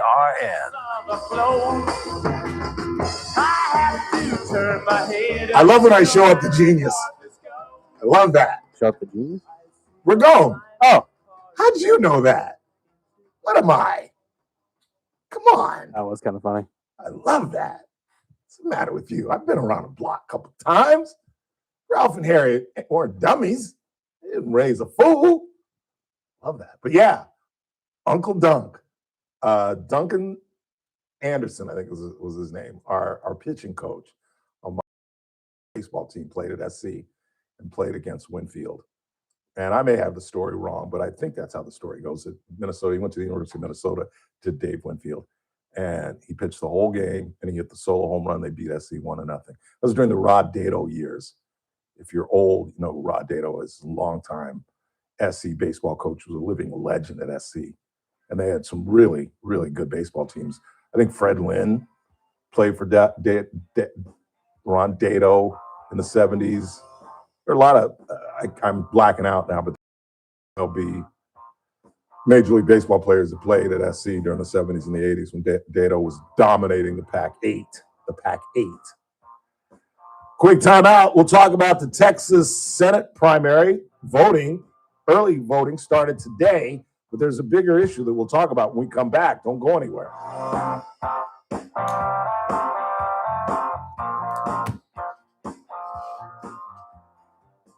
News Talk 96.1 and AM 1180 KERN.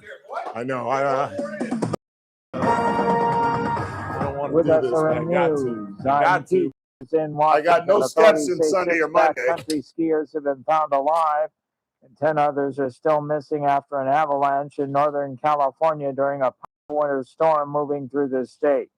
Search and rescue crews were dispatched to the Castle Peak area northwest of Lake Tahoe after someone called people buried. U.S. Capitol Police in Washington have arrested an 18-year-old man after he ran toward the west side of the Capitol building armed with a shotgun. Capitol Police Chief Michael Sullivan said Carter Camacho of Smyrna, Georgia, parked a Mercedes SUV near the Capitol on Tuesday, got out and ran several hundred yards toward the building before officers intercepted him and ordered him to the ground. More details at SNews.com. News Talk 96.1 and AM 1180 KERN. your live and local news update on News Talk and AM 1180 KERN. Chris Davis. You are being urged to have an alternate route planned if you have to go through the mountain areas of Kern County because of the snow and how it's impacting the passes, especially if ice starts forming on the roads. Bishop Joseph Brennan and other Catholic clergy to the ICE detention facility in Cal City was to uplift the people with whom they got to visit and have Mass Monday, says Brennan when he toured the facility. Gas is at on average across the state, with the least expensive in Bakersfield at $3.73 at several stations across town. I'm Chris Davis in the KERN newsroom with news half hour and when it breaks on FM 96.1 and AM 1180 KERN.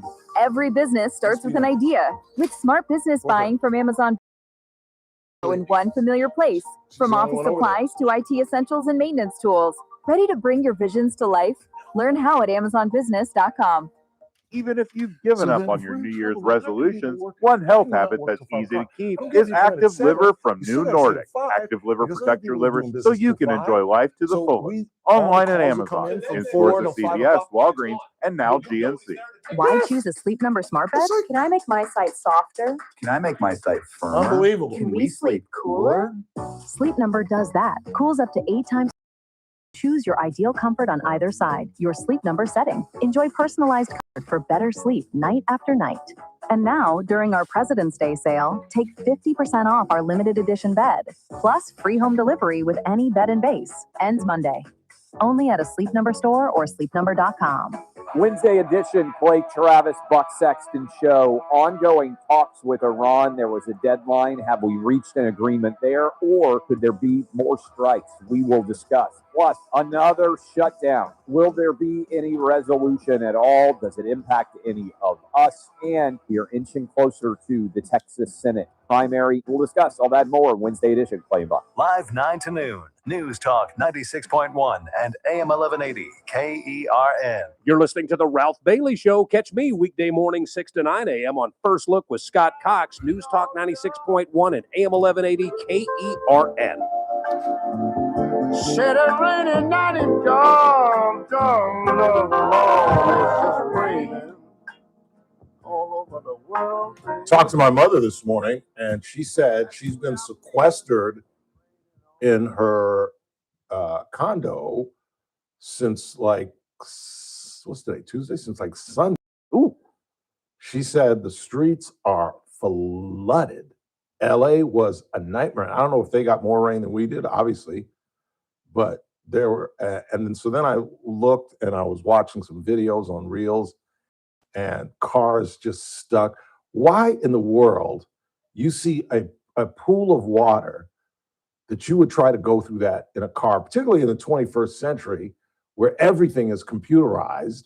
So if it just gets wet, let alone drenched, your car ain't going nowhere. There were these, I didn't realize it. Do you know LA is using driverless cars? I was totally unaware of that. It doesn't surprise me. So many of them got stuck because they don't realize they don't see the water.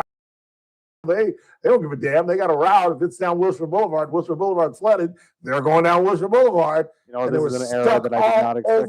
All over the city. These unmanned cars just stuck in the water. And she was like, baby, I wouldn't go anywhere. Even my Uber. I stayed home all day. I didn't do a thing.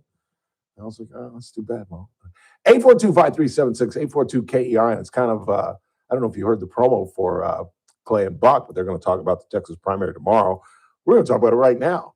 It started today. They have early voting down in Texas, and it's taken an interesting twist because Stephen Colbert, who was a short timer at CBS, and how he still has a gig, and he may get whacked sometime this week because he did an interview with James Tallarico.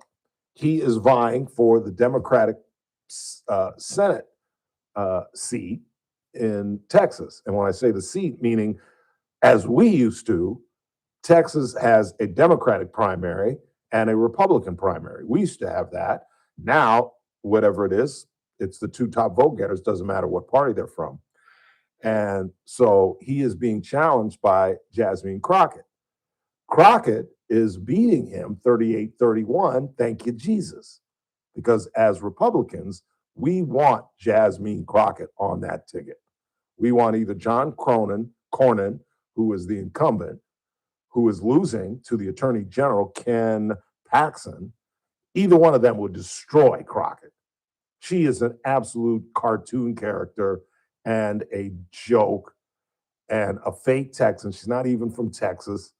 She claims, I'm a proud Texan. It'd be like me living here for 5 years and say I'm from Bakersfield. Now after 32 years, I can call this home.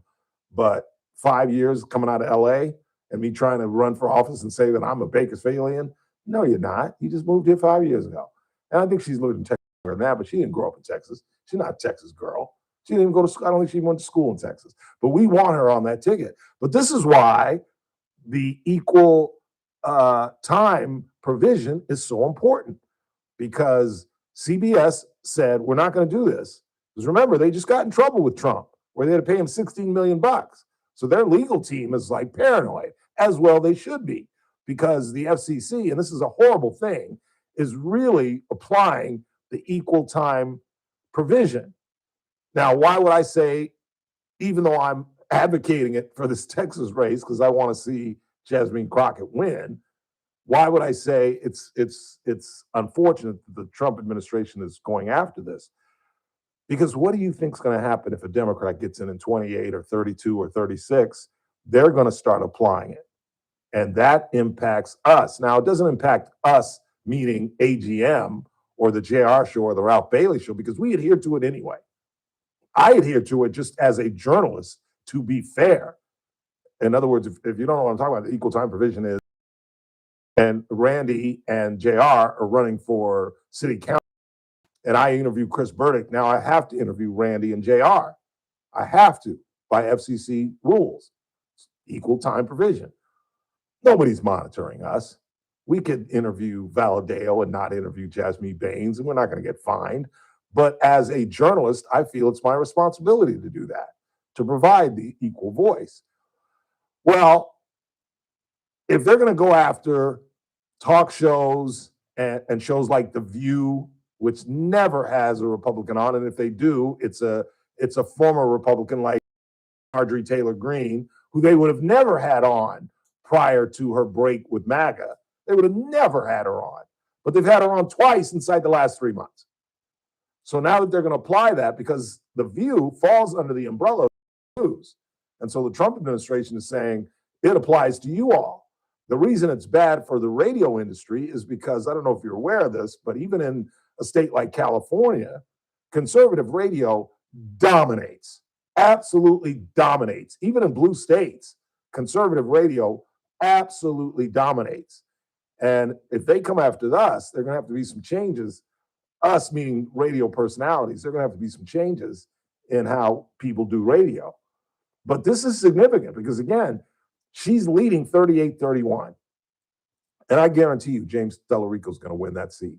Not only because she's incompetent, but because he's going to become a celebrity. He's absolutely going to become, most of you never heard of him, but you will if you are engaged and you watch the news tonight, over the next couple of days, he's making news because Colbert defied CBS, didn't air it on the Columbia Broadcasting System, but aired it on YouTube. And as we talked about at the top of the show, it got, as of now, 2 million views. 2 million views, which in the large scheme of podcasts really isn't a lot. But in the realm of an unknown Senate candidate is gargantuan. And I guarantee you, that 7-point deficit that Tellerico's facing right now, this thing will be even inside of 2 weeks. Because he's getting all the publicity. People are going to be chewing on this. I watch Abby Phillip at 7 o'clock on CNN. I guarantee you, and I'll tell you tomorrow, that it's a topic on the show. I guarantee it. It'll be the topic on all the, particularly the liberal shows on CNN and MSN Now. Oh, this will be big news, and Tellerico will be the focus of this. And it's just not fair to my candidate, Jasmine Crockett, who we want on that ticket. We want Cornyn, I don't know why I keep calling Cornyn or Ken Paxton to face Jasmine Crockett. Not that there's any real fear that we could lose a Senate seat in Texas, but as I've talked about, any of you, I'm sure, that the Republican Party's in trouble right now. The Republican Party's in big, big, big trouble right now. The whole immigration thing has been lost, an issue that we once owned, that's been lost. The situation with Kristi Noem and how she's handled that has damaged the party. And we're 0 for 6 since the Trump victory a year ago, a little over a year ago. 0 for 6. You remember the gubernatorial races in New Jersey and Virginia, and everybody played that up. Well, of course, it's Virginia and New Jersey. And then we've lost special elections in Arizona. That was expected because it was a daughter fulfilling her father who passed away, his seat. So, okay, we'll ignore that. But the Texas defeat in a congressional district that Trump won by 17 points. 17 points Trump won in this congressional district down in Texas. And I can't remember the fellow's name, but the Democrat won by 14 points.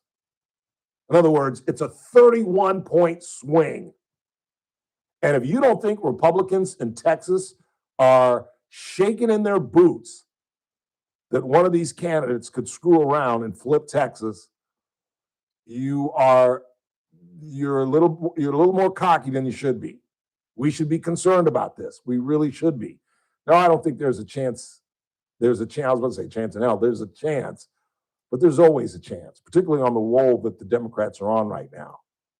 And I think there is this momentum that is going to be hard to stop right now. As I've talked about, if the midterms were today, we would get destroyed, which could then lead into 28 and lead into a Josh Shapiro presidency, or God forbid, a Gavin Newsom presidency. I just don't see how he pulls it off with his record in California when he's going to be going up against governors who actually run their state well, like Josh Shapiro. The Commonwealth of Pennsylvania is a well-run state. Josh Shapiro is a pretty good governor, despite being a Democrat. I think he is the leading cat. But it's going to be fascinating to watch how this primary on the Democratic side works out and whether I'm right about Tellerico using this man-made boost.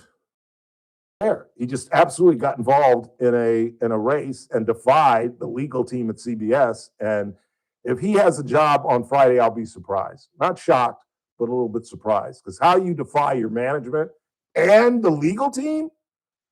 Can you imagine if Rogers Brandon told me not to talk about something and then the legal team came to me and said, yeah, he's right, you can't talk about this. And instead of posting the interview here, I posted on YouTube?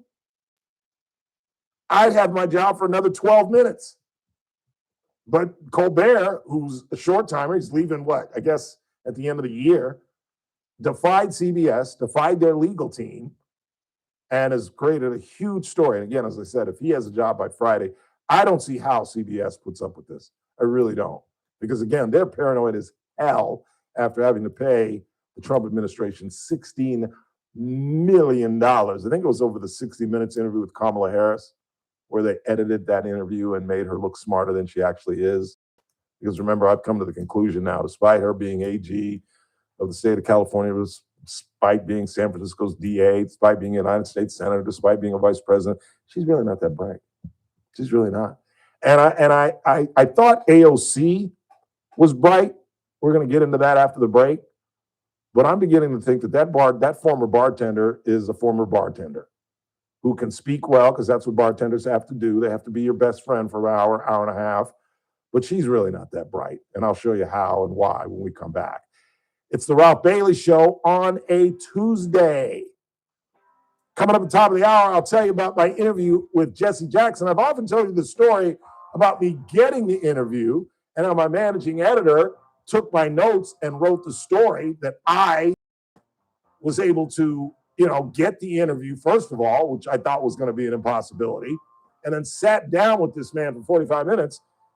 And Betty Pleasant said, I'm the managing editor. Give me your notes. I'm going to write the story. I've often told that story, but I've never really talked about the interview itself and the questions that I asked. So I sat down And I just tried to recall the questions that I asked, which led me to remember the answer. And I guarantee you, I found out things about Jesse Jackson in that 45 minutes that y'all have never heard. I'll talk about that. We'll talk about the incredible motion picture life of Robert Duvall, who passed away at the age of 95. And I've got some audio of George Washington in honor of President's Day. If we have time, we'll get to that. Just about, and there's some facts in here that I bet you don't know about our first president and how he set the precedent for leaving the office after 2 elections, even though Donald Trump doesn't really believe in that. And I got some other miscellaneous news and notes we'll get to if we have time before we get out of here. It's a busy Tuesday on the Ralph Bailey Show, right here on News Talk 96.1 and AM 1180 KERN, where we're streaming live at kernradio.com. News Talk 96.1 and AM 1180 KERN. Wednesday's Armstrong and Getty Show. How dare the Republicans of Texas gerrymander their state? Have you seen what Virginia did for the Democrats? Are you kidding me? And of course, the mainstream media has no interest in this story. Speaking of politics, the President Trump has sought vast budget cuts, but Congress won't give him any. That and the news of the day on the next Armstrong and Getty Show. Weekdays noon to 2 on News Talk 96.1 and AM 1180 KERN. Now that the Super Bowl and Valentine's Day are in our rearview mirror, the next big party holiday, I suppose, is St. Patrick's Day. And if you've got a party or any kind of event, doesn't matter whether it's a corporate event, a luncheon, a wedding, a birthday, it doesn't matter. Graduation's right around the corner as well. There's only one caterer I would turn to, and that's Big Mike's Ragin' Barbecue. After being an NFL football player for about 3 years, Mike came home to Bakersfield, a Garces boy, and set up Big Mike's Ragin' Barbecue. And for this entire century, he has been one of the dominant caterers in this community. He comes with his rig. He comes with his crew. They do the cooking, the serving, the cleaning. You do nothing but call him today at 393-5507, 393-5507. The food is unbelievable. Thus far, he's just been making it on word of mouth. That's how good the food is. Call Mike today at 393-5507, 393-5507. You and tell him Ralph Bailey told you all about it.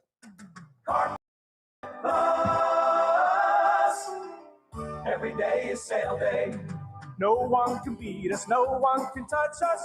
You won't find better prices. Shop and compare, we don't care. Take a look our way and come into Carpet Outlet Plus. Every day is sale day. Pet stains on your carpet? Carpet Outlet Plus has everything you need to make your floors pet-proof. With over 100 in-stock waterproof floors, Carpet Outlet Plus can solve your pet problems for good. We also stock over 50 colors of pet-perfect carpet. Call, click, or come by today for your free in-home estimate. Don't forget, for the do-it-yourselfer, we qualifying stock floors. And as a bonus, go to carpetoutletplus.com and apply financing. Carpet Outlet Plus, 3.5 blocks west of 99 on Rosedale Highway. Carpet Outlet Plus. Every day is sale day. Look up in the sky. Yeah, that's what they cry. It's a bird. It's a plane. No, it's them.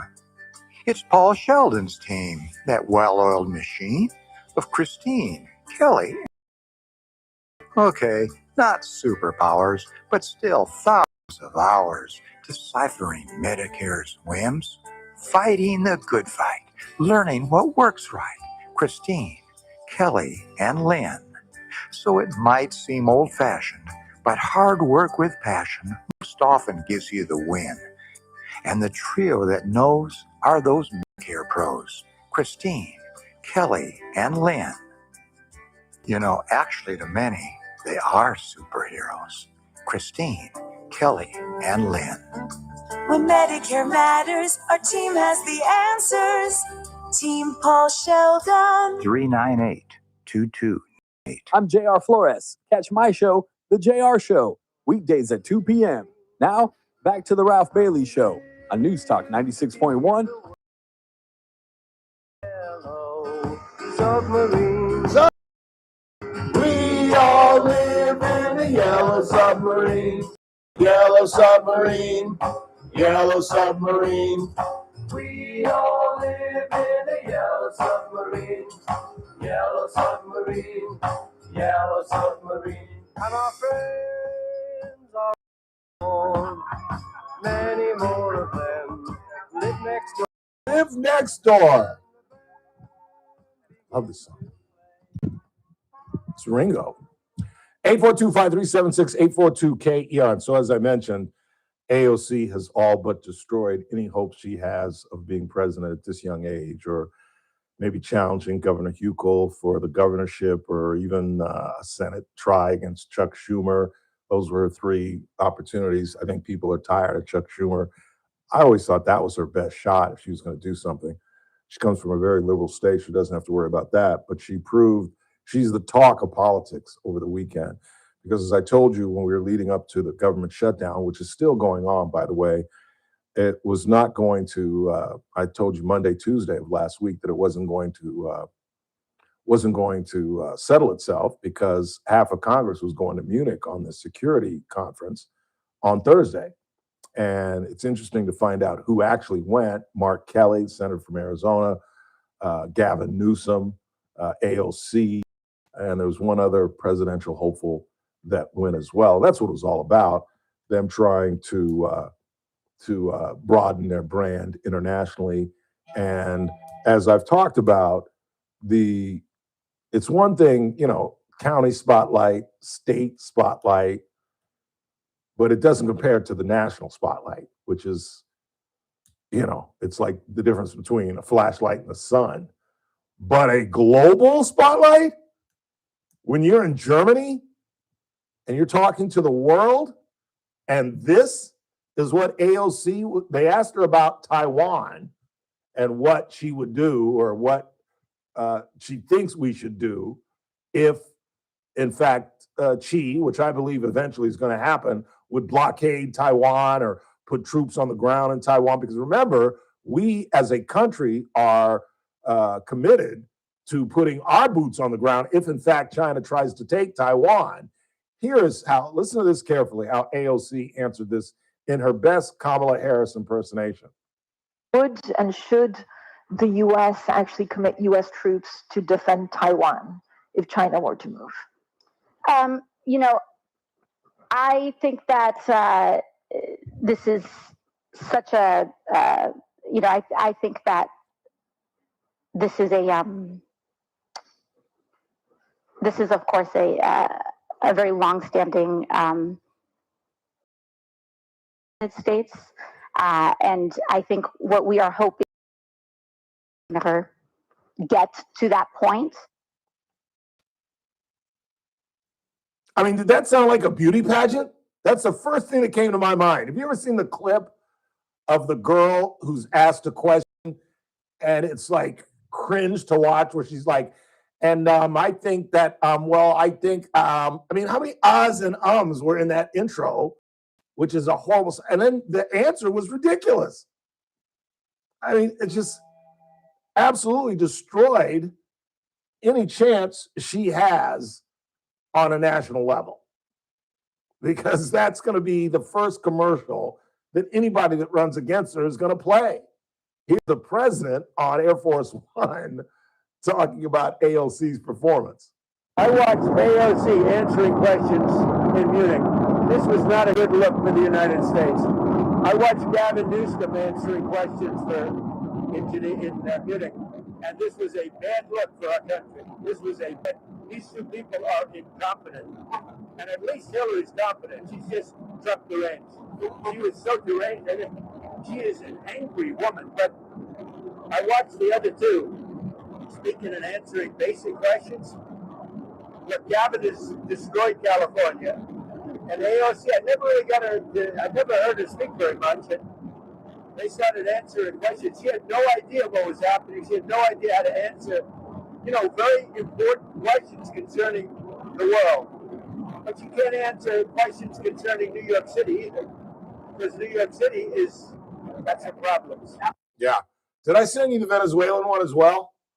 Listen to this. This ought to be rich, and this is going to test I'm giving it away, but this should test your geography. Because the nation is below the equator. We look at what happened in Venezuela, for example. It is not a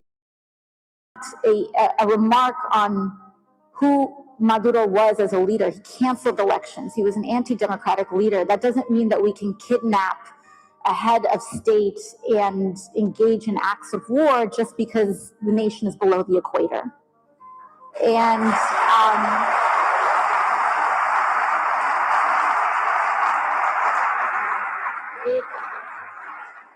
So obviously I've given it away by saying it's going to test your geography, because I'm not a big geography guy outside of North America, but even I know, because when you take Spanish, when you get into like the second and third year of studying Spanish, they get into South American countries and try to explain the difference between Portuguese and Spanish. When you actually not just studying the language, but studying Spanish, and even I know that Venezuela is in northern South America. It is not below the equator. And how she could go on and say something like that off the cuff, off the top of her head, without knowing that for a fact and not like double checking. And the fact that the audience applauded. Yes, you're right. You can't get those countries below the equator like Venezuela and Brazil. It's like, what are you talking about?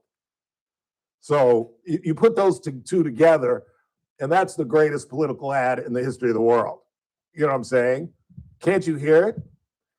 And while AOC wants to lead the nation, she doesn't understand nations of the world. And Venezuela is below the equator. Unfortunately, it's not. It is well above the equator. In fact, even don't quote me on this, but I believe it is the northernmost country in South America. I'm doing it. I'll double check that during the break, but I'm pretty sure it is. But it's definitely not below the equator. And again, that Kamala answer on Taiwan, which is really a significant, and it's an easy question. We can't let Taiwan go into the hands of the Chinese. We absolutely cannot. And we will defend that as a nation with American boots, as unfortunate as that is. And that's why I don't understand why we're not fortifying Taiwan right now. Because I don't know if you heard anybody talk about this. I'm not trying to pat myself on the back, but I've always said, what if he blockades? What if Xi blockades Taiwan? What if he does a John Kennedy and puts the vast number of ships that they have in their Navy encircling Taiwan? What are we going to run the blockade? We're going to send paratroopers into Taiwan? So she could have avoided and just said, we need to prepare to avoid such. But no, she just gave us a Kamala-like answer. And Papajenko, look what happened to her. Quick timeout.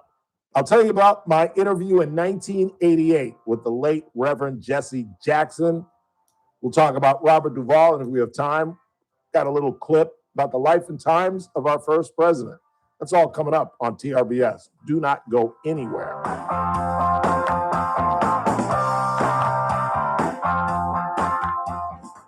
This is AM 1180 KERN Green Acres. This is 96.1 FM Bakersfield. Online at KERNradio.com. News this hour from Town Hall. I'm Keith Peters in Washington. The makers of Roundup Weed Killer close in on a legal settlement for thousands of pending lawsuits. Agrochemical giant Bayer has agreed on a proposed $7.25 billion settlement to resolve thousands of U.S. lawsuits over a popular weed killer. The complainants allege the company failed to warn people that Roundup could cause cancer. Bayer denies allegations that the herbicide glyphosate, Roundup's key ingredient, can cause non-Hodgkin's lymphoma, but says the settlement gives the company a road to closure amid mounting litigation costs. I'm Jennifer King. Civil rights leader, the Reverend Jesse. You looked up northernmost country? Jackson was a protege of Reverend Martin Luther King and became a leader of the civil rights movement for decades after King's assassination in 1968. A two-time presidential candidate, Jackson led a lot of political crusades. He advocated for the poor and underrepresented on issues from voting rights and job opportunities to education and health care. And Haya Panjwani reporting. Dollar Tree customers are noticing different pricing and are fuming. That's because the chain is straying even further from its don't like it. In recent years, $3, $5 items have been popping up in the stores. Many consumers are annoyed by inconsistency and unwanted surprises at the checkout register. CEO Mike Creedon said shop at its stores during its most recent compared to the same time last year. Correspondent Bill Alexander reporting. On Wall Street, the Dow up by 32 points. The Nasdaq rose 31. The S&P 500 advanced 7, and oil down 64 cents to $62.25 a barrel. More on these stories at time. The following is a real management. I had a lot of credit card debt and it stressed me out. What I thought was a solution turned out to be a problem. I kept hearing ads about debt settlement that seemed too good to be true. And actually, it told me to stop paying my bills. That didn't sound right to me at all, so I hung up. Later, I found out that debt settlement is bad, real bad. Then I learned that there is a right way to pay off your credit cards. It's called a debt team at Trinity. Trinity had a saved thousands, and I even improved my credit score. So I haven't played well Call in forever. Trinity at 1-800-990-6976. I go play BC just because My name is Heather. course Please forget debt settlement and remember Trinity Debt Management. 1-800-990-6976. And what I did was, from the KERN newsroom, your live and they were local rolled. news update They were on like, News yeah, Talk they were 96.1. What I and did AM was, 1180 I said, KERN. because Alan What the Corneo visit couldn't was play, so it about wasn't in a team Cal thing, it was City. just me and I'm Chris Chris going at it. Davis. We all And so what I did was, I said, I can't be above the hole. some of the folks So who I are would take, so incarcerated let's say there. if I had Bishop Joseph 6 on Brennan of the Diocese of into the Fresno, hole, after I would visiting hit some of the 7. detainees and holding mass with So them I can leave Monday it short at the ICE detention and be facility beneath in the hole. Cal. If I didn't hit the green, Listen to you'd them, rather the chip company, them, and leave it pray beneath the hole with and have a them, 5-footer and uphill, assure then have a them of our 3-footer prayers for downhill, them. He literally. told reporters after the 5-footer visit that he uphill was is easier impressed than a by the putt cleanliness like of the this facility and the conditions downhill. of the people Because with if you whom he miss visited. it,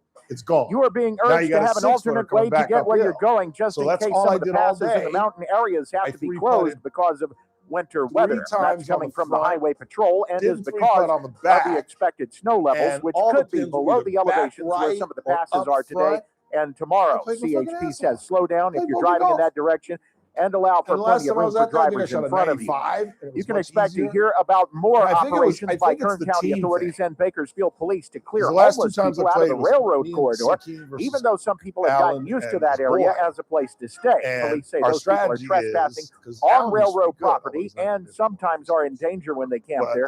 Those people are given notice and our help from strategy some is organizations Chris for would take care shelter of and Alan, food. and The average Don, price for who's gas in about California like is me, higher he's than it's good been in sometimes several and he months. sucks. Now at $4.52 He per can make a gallon of 4 and then regular, make a 9. says Gas Buddy. So The you take least care of expensive him, you'll and I'll find it take in the care of Bakersfield Alan. area So I'm is playing him. $3.73 at stations You know, if on he Main makes an 8, Avenue, I'm just 8th trying to Street, make and 7. South I'm Union. not really The playing the cheapest in the course. state is I think without $3.27 at a that, station in Ontario. I'm playing. I'm Chris Davis in the golf, KERN newsroom with news every half hour and when it breaks on FM 96.1 and AM 1180 KERN. What do you think? This is the Army where you shoot them a mile away? You got to get a post like this. Bada bing! You blow their brains all over your nice Ivy League suit. It's the Ralph Bailey Show. 1 and AM 1180 KERN. Make sure you leave the house when you make the call. You understand me? You hear me? Call from an outside line. I mean it.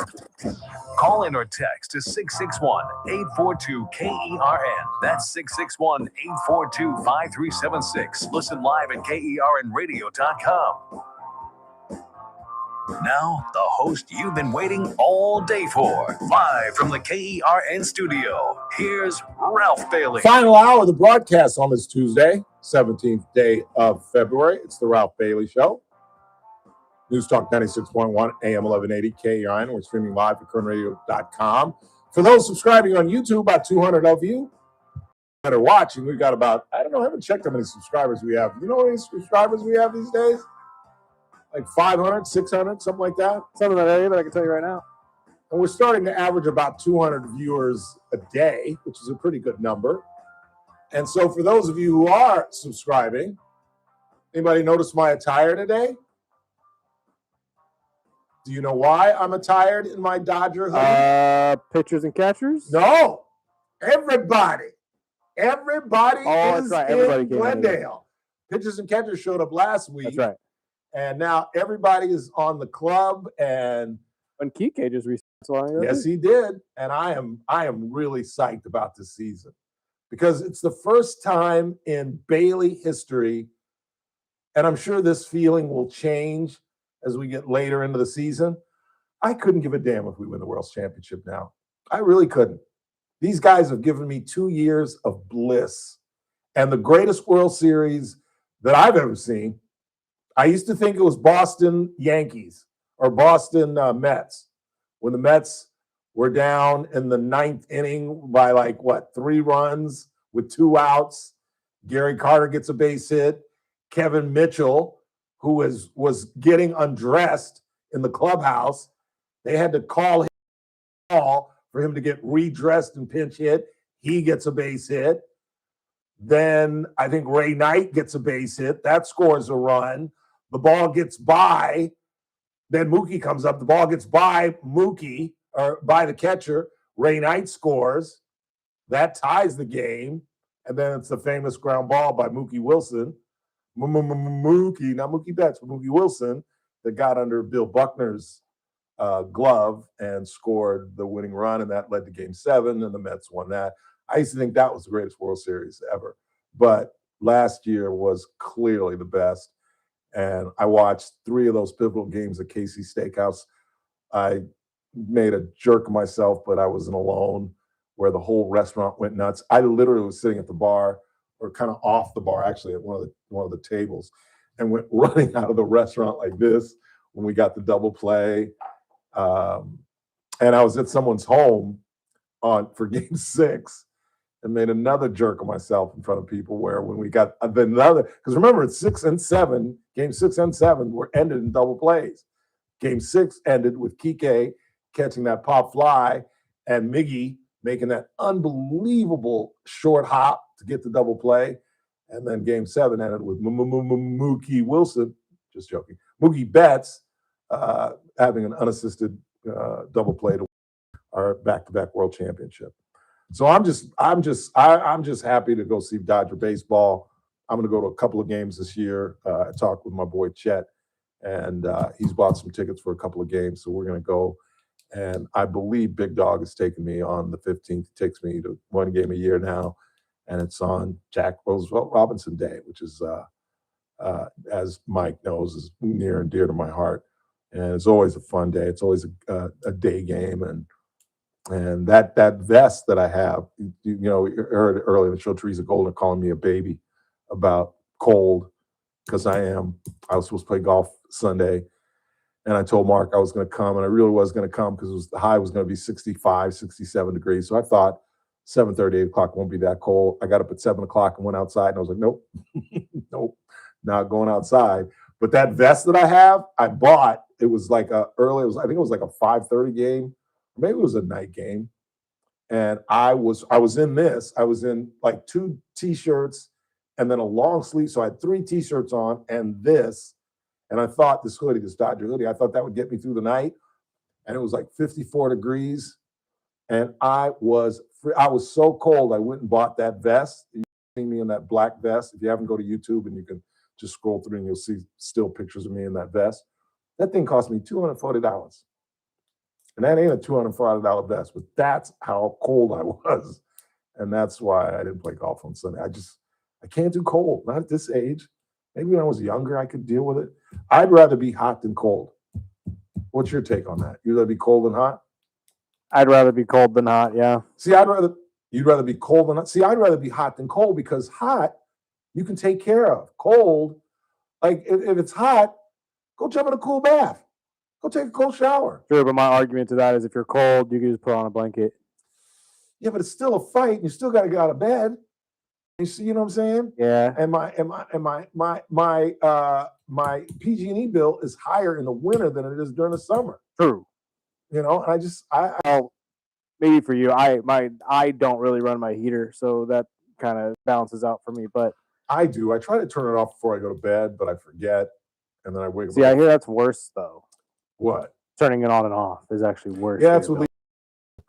But see, I also don't believe I've tried it the other way where I just leave it on all month just to test it out. It's worse. Yeah, I think it is too. I just can't do that. And I'm still, I'm almost to the point now where I'm going to start talking to my neighbors about their PG&E bill. And how they figure this out. Because I'll come home and the girl upstairs, the young girl, she's probably 23, 24 years old. She's got every damn light in her house on. Got the living room light on, because I've been in that apartment. My friend Jordan used to live there. Room light on, she's got the bedroom light on, and she's in the bathroom. Yeah. So she's in those rooms, but she's got the light on, and because she's above and no one can see her, she leaves her drapes open, so you can't really look in, but I can see her fan going. So she's got the lights on, the fan going, the light in there, and she's in the bathroom. So I'm like, and I got one light on and a television, period, end of sentence. And my bill is like $250 a month. I'm like, hers has got to be like 4 bills, 3. Either her parents are paying it or she's got some special deal. And my other neighbor's the same way. Every time I come home, every time she travels, she's a famous hair person. And she'll be out of town and she got her lights on. And I'm like, what do I get? Like a black rate at PG&E? Just saying. Let's go ahead and take a break because I don't want to have to stop.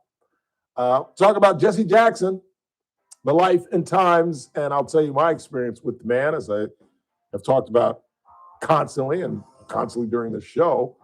I got to sit down in 1988, July of 88, in a sweltering trailer in the CNN parking lot. And I guarantee you'll learn things about the Reverend I never heard about, and I don't think that are ever really written about. They were personal stories that he told me. And then, of course, my managing editor stole my story and wrote it her damn self. It was a banner headline by Betty Pleasant instead of Ralph E. Bailey Jr., which was my byline when I was young.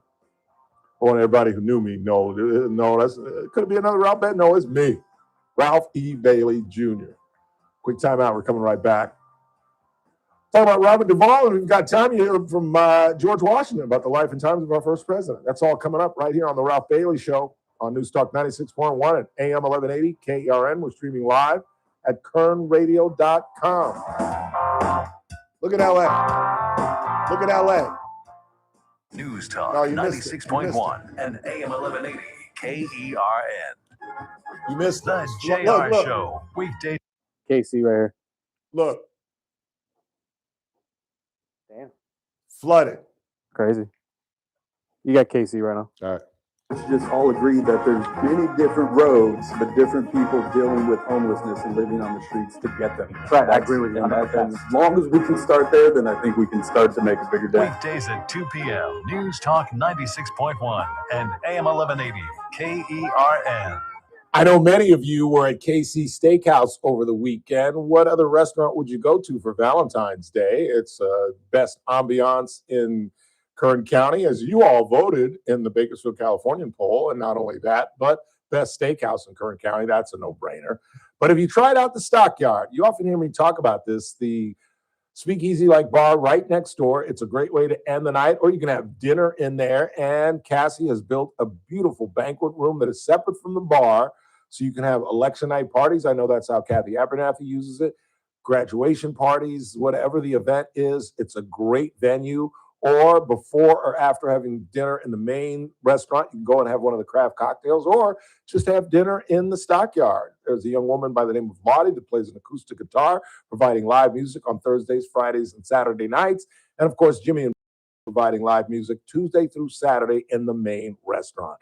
Where would you rather be than on F Street in the capable hands of Cassie Biddle's incredible staff at KC Steakhouse, longtime sponsors of the Ralph Bailey Show. Are you looking for a one-of-a-kind way to honor your team or commemorate a special event? Look no further than Martinez Challenge Coins and more. The premier challenge coins and specialty medals come from Bakersfield. With years of experience and a commitment to quality, Martinez creates custom challenge coins that are truly exceptional. Whether you need coins for your military unit, law enforcement agency, or corporate team, they have you covered. Their expert team will work closely you to design a coin that reflects your unique vision. From intricate artwork to personalized details, Martinez ensures that every coin is a true work of art. Hi, I'm Ray Martinez, owner and founder of the company. So don't settle for ordinary when you can have it.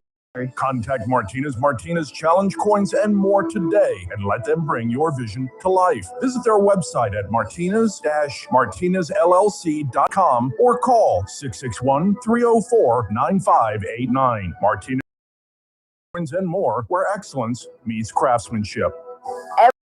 With an idea. With smart business buying from Amazon Business, get everything you need to grow in one familiar place. From office supplies to IT essentials and maintenance tools. Ready to bring your visions to life? Learn how at amazonbusiness.com. Even if you've given up on your New Year's resolutions, one health habit that's easy to keep is Active Liver from New Nordic. Active Liver protects your liver so you can enjoy life to the fullest. Online at Amazon, in stores at CVS, Walgreens, and now GNC. This is the story of the one.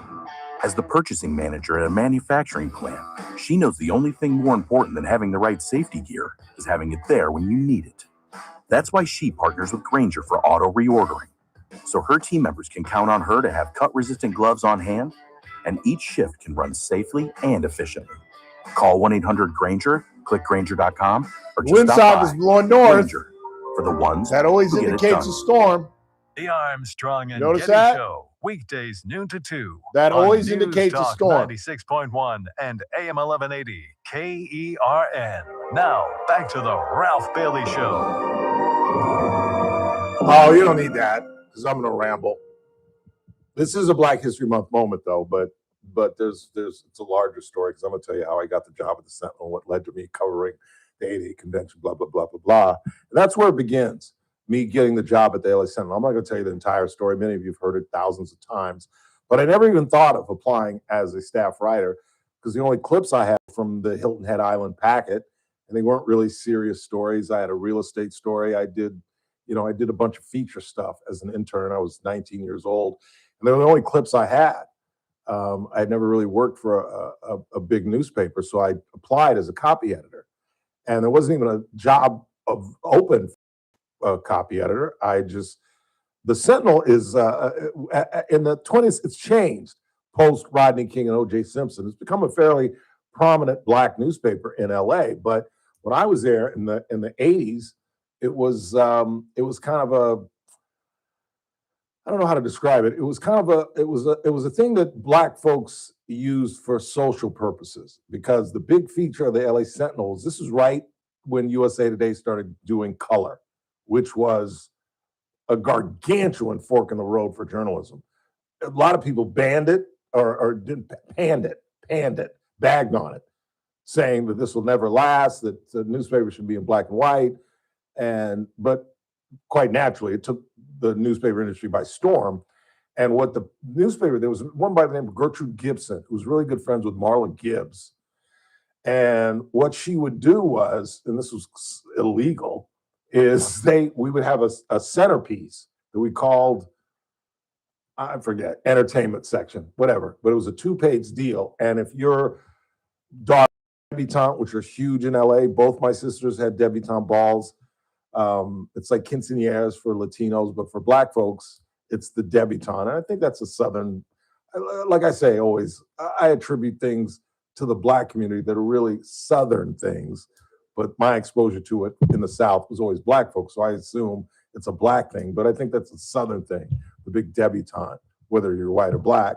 And Gertrude Gibson would cover it, take pictures of it, and highlight your family or your daughter or anniversary in this 2-page ad that at the time would cost like $2,500, which in the 1980s was unheard of money for a newspaper. And that's really how the Sentinel kept its head above water, was this 2-page ad that we would cost you a fortune, but we'd sell it out because it was kind of like, it was more of a social newspaper.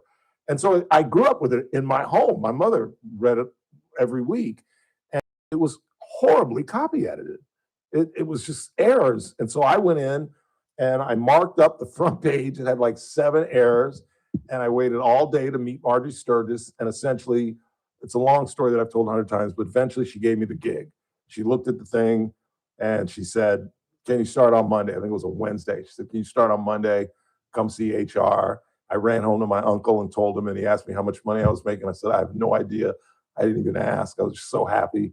I felt like I was a journalist. And then I had read about Benjamin Franklin, whose father was a printer in the 21st century. That'd be a publisher.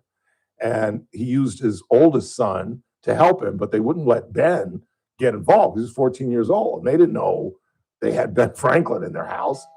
They just had little Ben, you know what I'm saying? And so what he did was he would write stories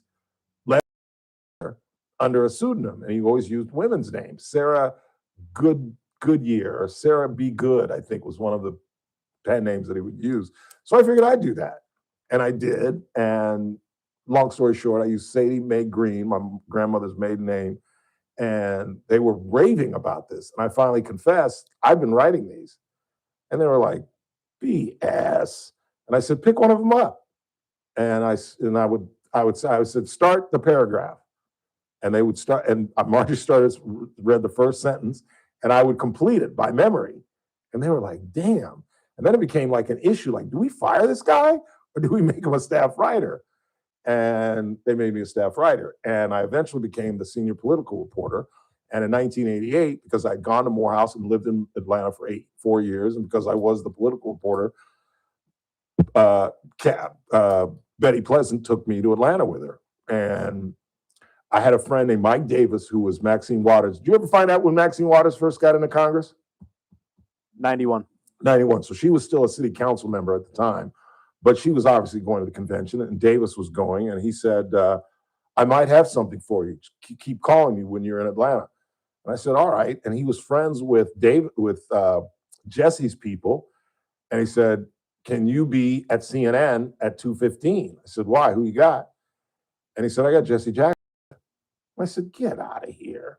Because he was the talk of the convention. Because as Nick Ragone alluded to early in the program, the 84 campaign was miserable. He had no chance. And again, like I said earlier, he got caught on a hot mic calling New York an anti-Semitic town. He called it Jaime Town.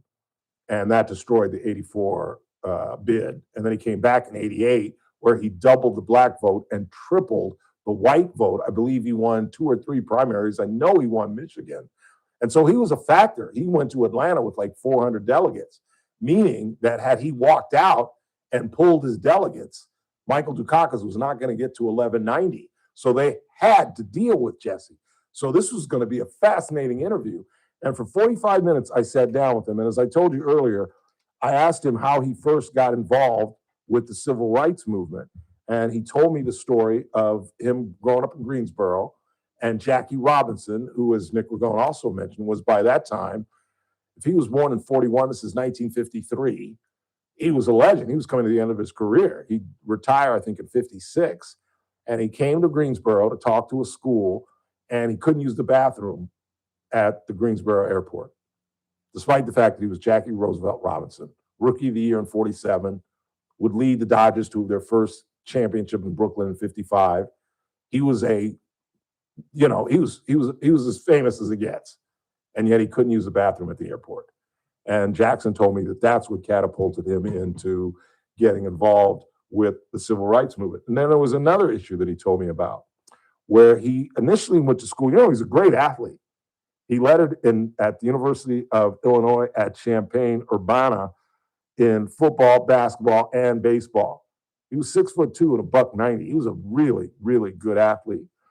And he had to write a senior thesis because he graduated from North Carolina A&T, but he spent the first 2 or 3 years at Champaign. That's why he eventually moved to Chicago, and where his base was from.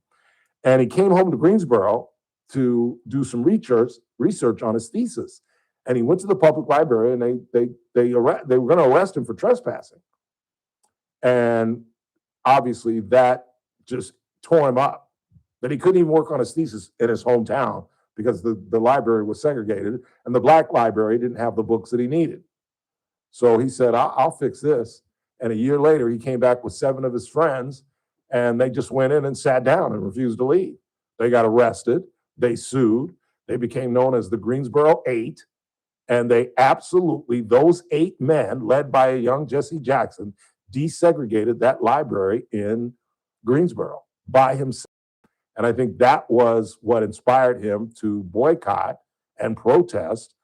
And finally, he met Ron Brown, a name, if you're old enough, you should be familiar with, because he was Bill Clinton's Secretary of State. I went to college. His daughter went to Spelman when I was at Morehouse.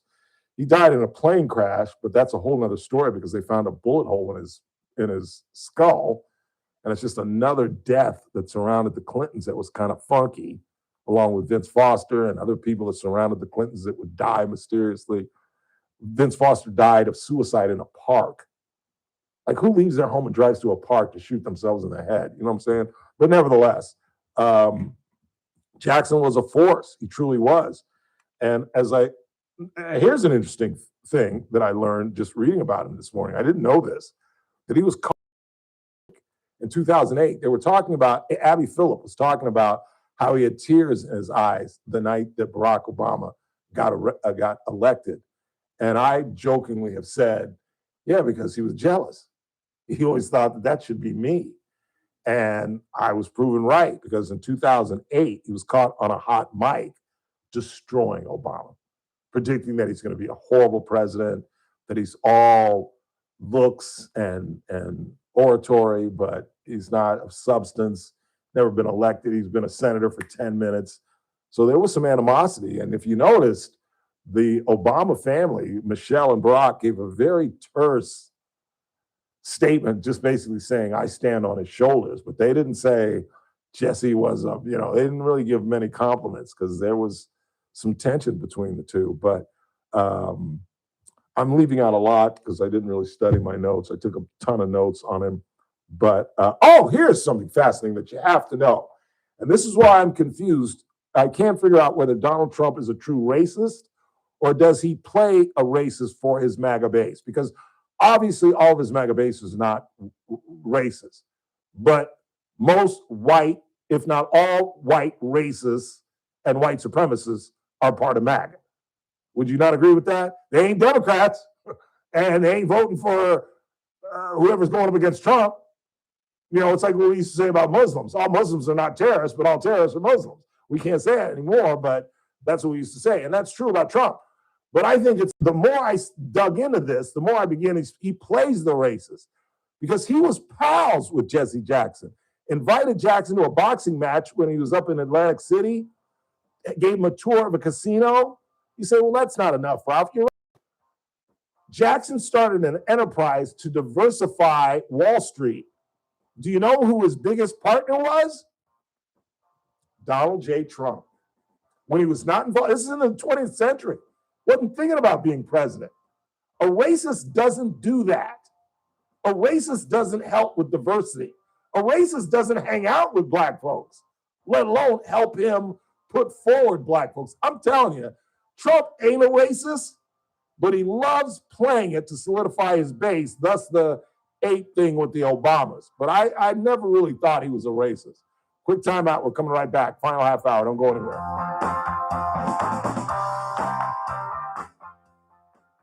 News Talk 96.1 and AM 1180 KERN. With SRN News, I'm Keith Peters in Washington. Investigators in the Nancy Guthrie disappearance say DNA from gloves did not match any entries in a national database. CODIS is a valuable storehouse of DNA taken from crime suspects or people with convictions. Any hits could identify possible suspects in the Guthrie saga, which reached a 17th day Tuesday. The 84-year-old mother of today's show co-host Savannah Guthrie was reported missing from her Tucson area home on February 1st. 6 backcountry skiers have been found alive, and 10 others are mentioned Northern California during a powerful winter storm through the state. On Wall Street, the Dow up by 32 points, the S&P up by 7.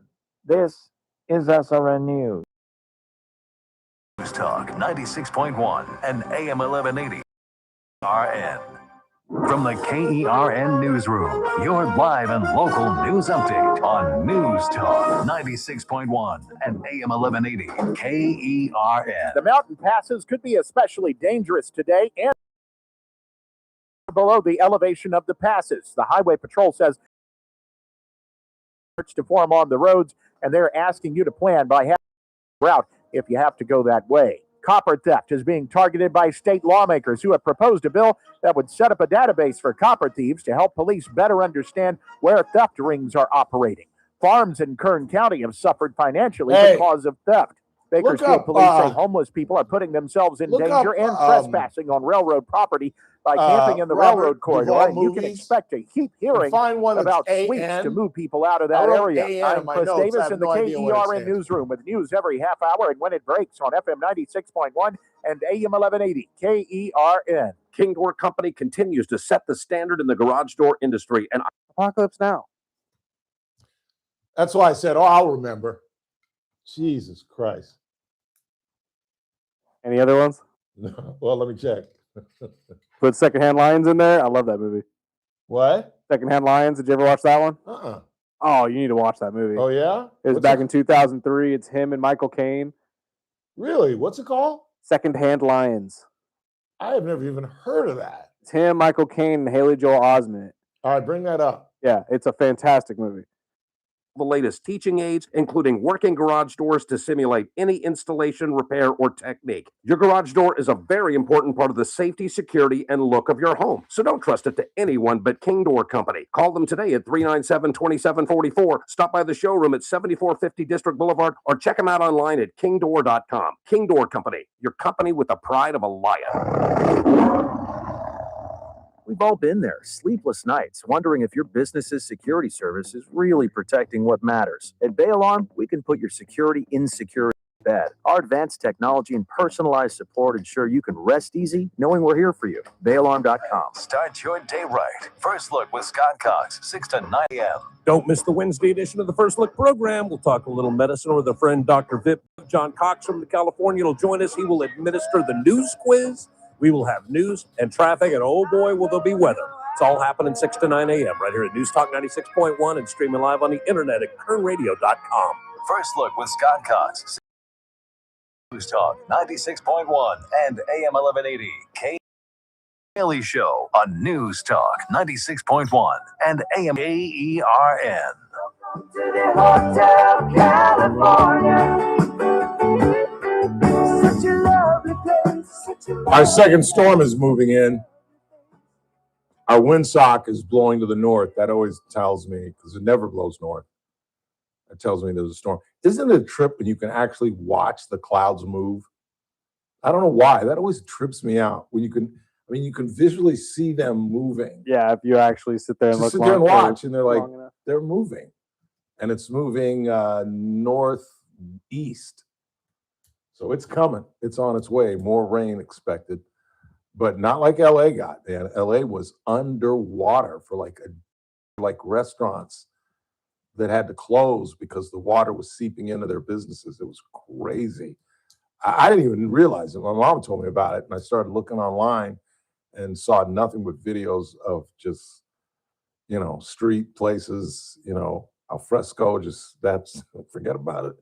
And just the cars, the unmanned cars stuck all over the city, and people trying to go through water. I don't understand why human beings do that.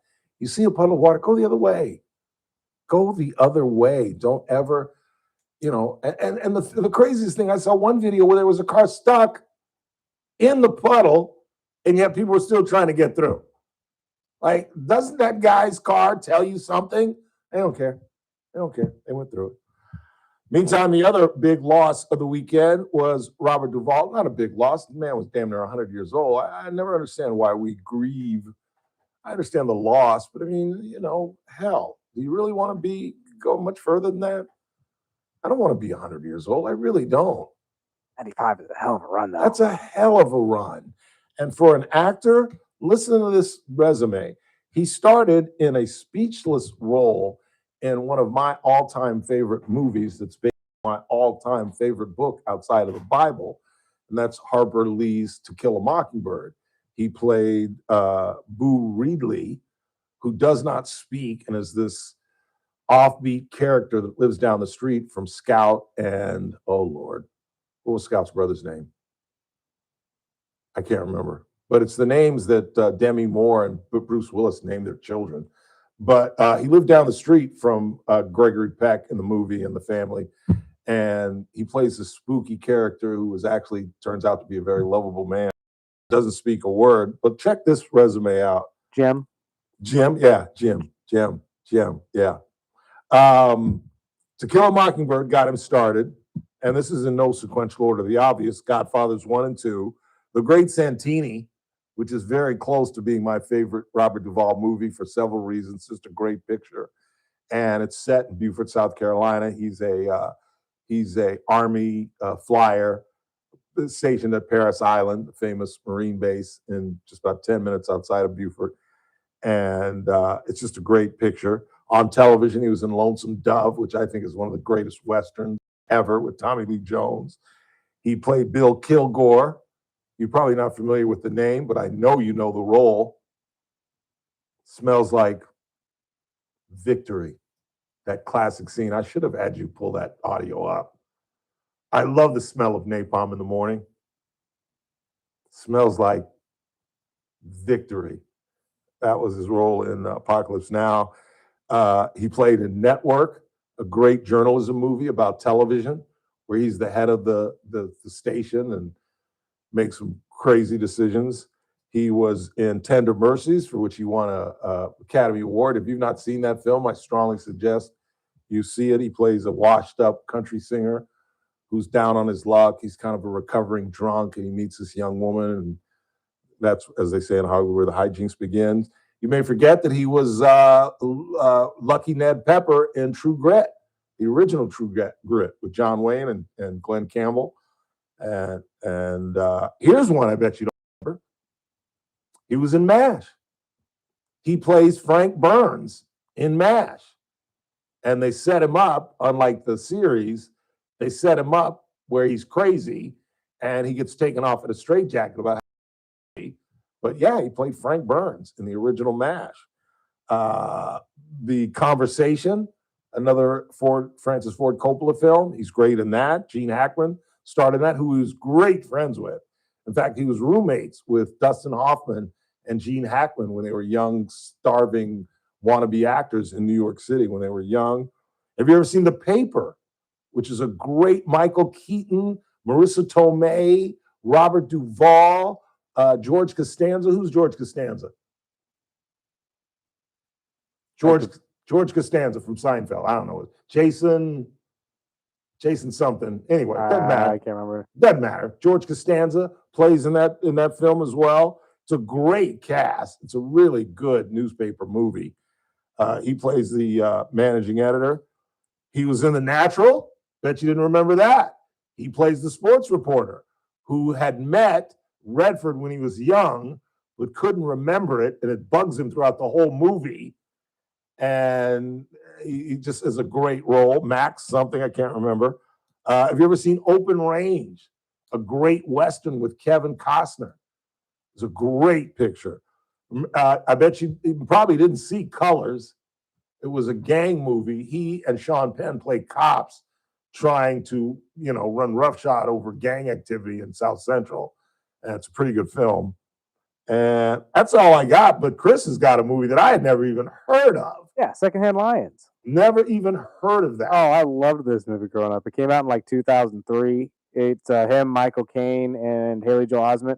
And I love Caine. Him and Michael Caine play great uncles to Haley Joel Osment, who with them for a summer, and they supposedly had this they had found during their time in the war, and it's all about the kid kind of like learning about that story and how they got the money and all that. And then it's a really touching story. Like, it's really cool. I'll check it out. I had never even heard it till you mentioned it.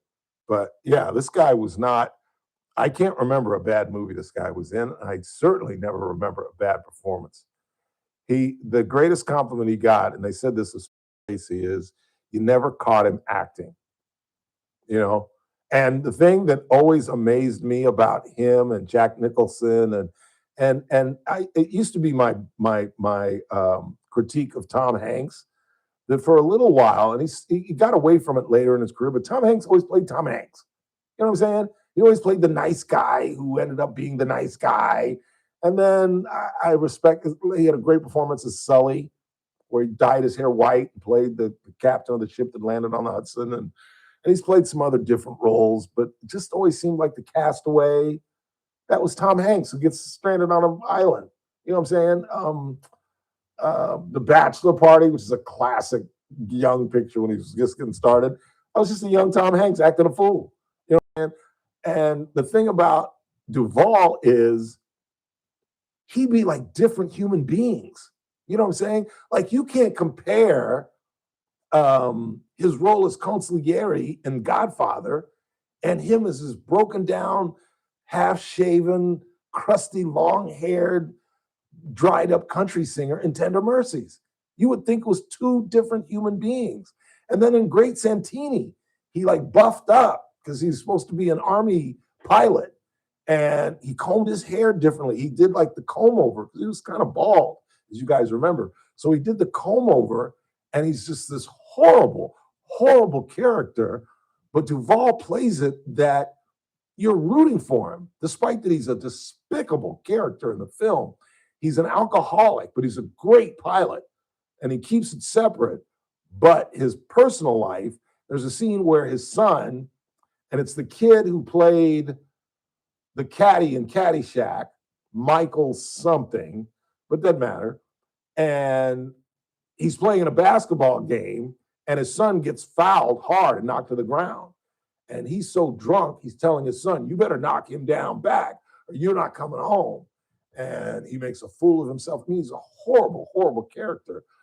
But at the end, there's some tender moments between the kid that played Caddyshack and Blythe Danner plays his wife. And it's a really, really good film. I mean, I can't see a bad performance. And again, some of these films that you've probably never seen, like The Paper, I would go see. And probably my single favorite, I left off, and I bet it's a movie that you've never seen, True Confessions. This is a great picture. The only time he and De Niro worked technically together. They're in Godfather 2 together, obviously, but in two different time periods in the film. But the first time they acted together, and I think the only time, De Niro is a priest, the Monsignor, who is he wants to be the Pope. And he is I don't know, what you call it, Mr. Fix-It for the Cardinal of Los Angeles, which is a very, very powerful position in the Catholic Church. And Monsignor is the fixer. And some of the fixing he does is corrupt, to be quite honest. He cleans up messes for guys that donate to the church, but yet they're kind of criminal. But they lend a blind eye to that because they're giving tons of money to the church. And one of the guys gets caught up in a crime. He's a piece of crap, and it's the guy. I wish this is why I can't do a game show because my memory is shot to hell. But he's Charles Durning. Charles Durning plays the corrupt businessman who gives the cardinal and the church tons of money. Duvall plays a police officer, but they're brothers, De Niro and Duvall, and they kind of have a bad relationship because Duvall is a hard-drinking, cursing, womanizing cop, a priest, a corrupt priest, but a priest nevertheless. And basically, the crux of the film is he can take down, Duvall can take down Charles Durning, but it'll connect because he was involved, the prostitute gets killed. And it would connect De Niro to the murder because De Niro was in the company of the prostitute. They were at the racetrack together with Charles Durning. And this is set in the 50s. And back then, even today, if a priest was caught with a prostitute at like an event, it wouldn't go well for you. And it ruins his career. And he ends up going to like Needles, California, and having a little church there. And at the end of the movie, they get together. and they're old men now. They're like in their 30s in most of the film, but now they're in their 60s, and De Niro's about to die, and Duvall apologizes because he could have lent a blind eye, but he hated Charles Durning so bad that he didn't care that it was going to ruin his own brother's career, which it did. And then at the end of the film, De Niro tells him that I'm going to die soon. And they have this just great scene together where he says, you know, I shouldn't have done it. And I said, yes, you should have. You saved me.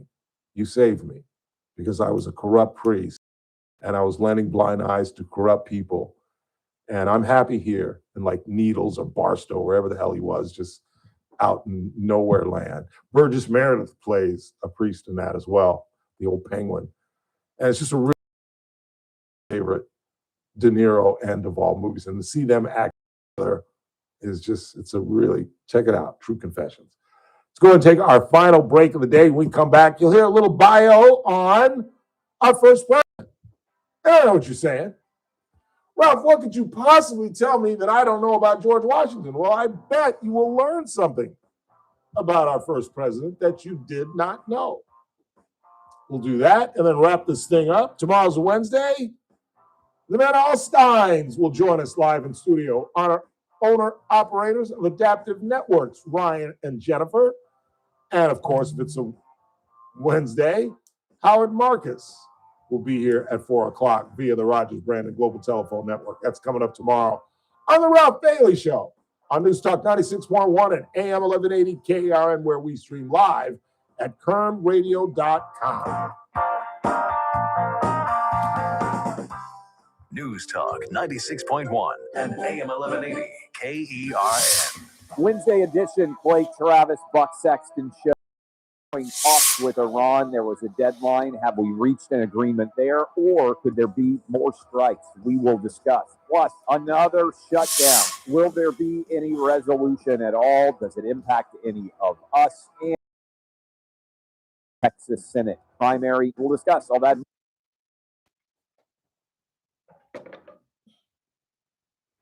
Whenever you're ready. Okay.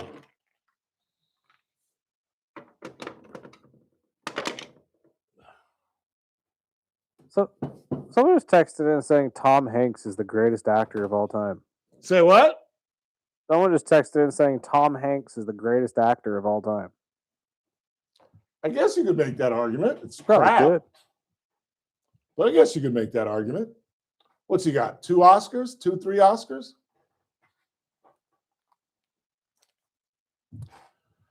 He definitely became more diverse, but at the beginning of his career, he always played Tom Hanks. How many Oscars does he have? Try to pull that up. I'm sorry. Hey, Siri, how many Oscars does Tom Hanks have?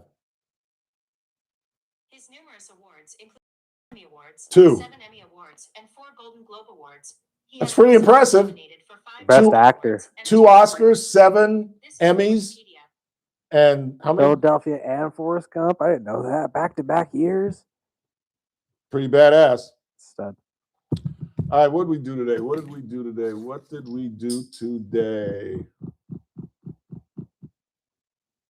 I got it. You ready?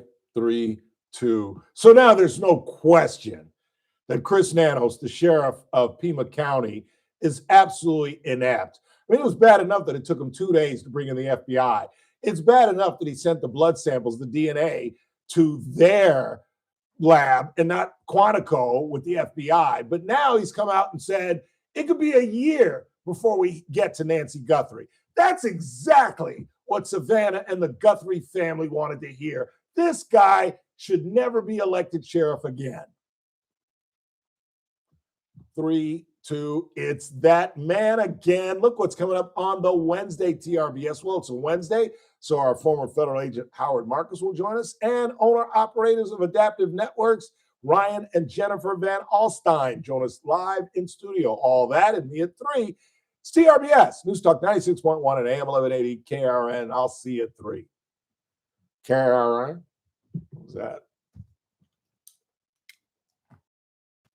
is critical, so protect your vision by receiving regular dilated eye exams. Next, watch for common AMD symptoms, including straight lines appearing warped or wavy, blurred central vision, and difficulty seeing in dim light. Advances in early detection and new treatments have transformed AMD into a more manageable condition for many. We're in an exciting new era for AMD, with treatments that can slow AMD progression, prevent vision loss, and even improve vision. Retina specialists are the most qualified experts to diagnose AMD and develop a personalized treatment plan for patients with the condition. Visit findyourretinaspecialist.org. You're listening to The Ralph Bailey Show. Catch me weekday morning 6 to 9 a.m. on First Look with Scott Cox, News Talk 96.1 and AM 1180 KERN.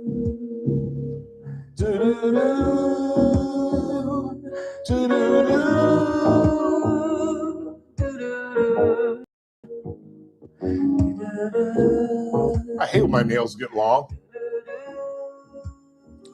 I think that's an effeminate look on men, long nails. I keep them, I don't get them like down, but I keep them short. And for some reason, all 10 of my fingers are kind of long. I don't know why I'm sharing this with you. Because what I should be sharing with you is the biography, a very short, but nevertheless, you learned something about GW that you didn't know.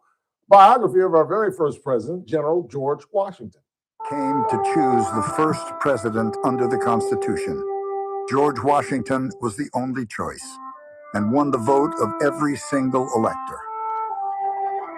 He was inaugurated in New York City on April 30th, 1789. John Adams, the first vice president, thought the chief executive should have a royal or at least a princely title. But for Washington, President of the United States was honor enough. And when he left the presidency in 1797, King George himself paid tribute. By surrendering first his military and then his political power, he said, George Washington had made himself the greatest character of the age. He truly was, and there were things that they did not include in that very short bio, or they allude to it, but they don't explain. He was inaugurated in New York City because at the time, New York was the capital. The capital would later move to Washington, D.C. And another fact about George Washington that I bet you probably didn't know, or maybe you did, never lived in the White House. John Adams was the first. The second president was the first president to live in the White House. And another thing that they didn't mention that I bet some of you did not know, they allude to John Adams being elected president, but they didn't explain how. Back in those days, and I don't know how long this went on. I don't think it went on into the 19th century. But in the 18th century, when we just got started in 1789, the vice president was elected as whoever was the runner-up to the vice president. In other words, if there was a vote between Chris Burdick, Ralph Bailey, J.R. Flores, and Mike Johnson, if Mike Johnson won and Ralph Bailey was second, Ralph Bailey was the vice president. They didn't mention that. Just thought I'd throw that in there. And yet, George Washington, when we talk about greatest presidents of all time, is rarely mentioned.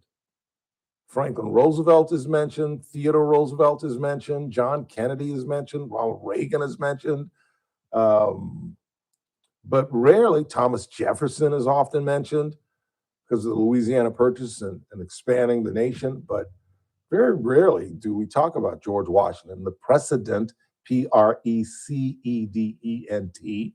the precedent he set by walking away from the presidency after 2 terms. Nobody had even thought about challenging that until 1940, when Franklin Roosevelt, because there was no constitutional barring him from running for a 3rd term. Nobody just had the balls to, be the outlier and do something that even George Washington wouldn't do. So Roosevelt gets elected in 32, 36. He wasn't going to run. If you read Franklin Roosevelt's biography, he was not going to run, but he felt that World War was imminent. Remember, the war for us started in 41, late 41, but the war was raging on in 1939 in Europe, and Hitler was on the march. In fact, I think by 1940, they had occupied France. I could be wrong on that. Don't bag on me if I'm wrong about that. But Hitler was clearly, and he knew inevitably we would get involved. And that's why he ran for a third term. And it's probably why he won. And then he ran again in 44, because you don't change horses midstream. You're not going to change presidents in the middle of a damn global war. And then he died in April of 1945, leaving Harry Truman the president. And it's a great story how Eleanor Roosevelt walked into the room after they gave Harry Truman they swore him in as president. And he turned to Eleanor Roosevelt and she said, "I'm so sorry for your loss, Ms. Roosevelt." And she said, "The sorrow should go to you, Harry, because now you are the president trying to end a war. And there's some big decisions you're going to have to make." And as I hope all of you know, the big decision they had to make was, do we put boots in Japan, or do we simply use this Manhattan Project that Truman knew nothing about? It was so tight-knit secret, such a that they didn't even tell the vice president. He Manhattan Project that had been going on. If you've seen the movie, it was award-winning, Academy Award-winning, that 3-hour thing that I sat through.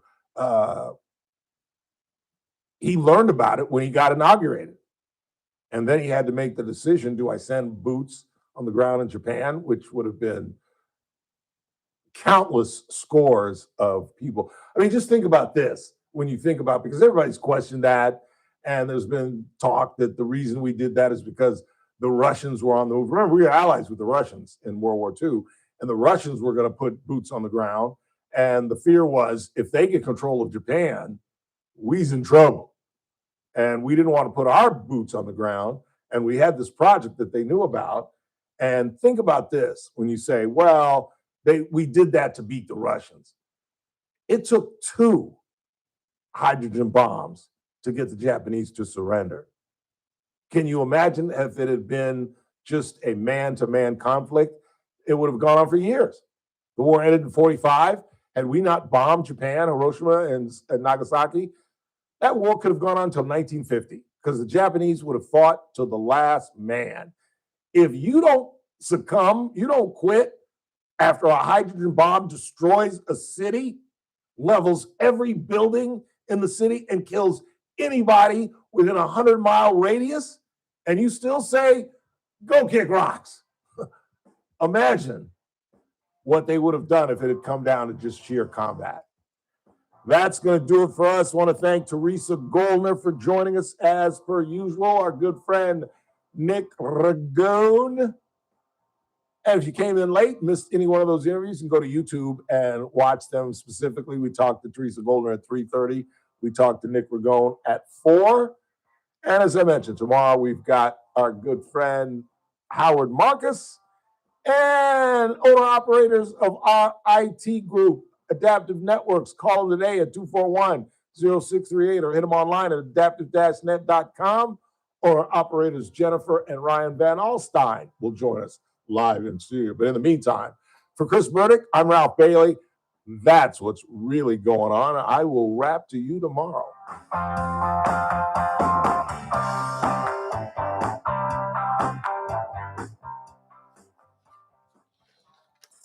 This is AM 1180 KERN Green Acres. This is 96.1 FM Bakersfield. Online at KERNradio.com. News this hour from Town Hall. I'm Keith Peters in Washington.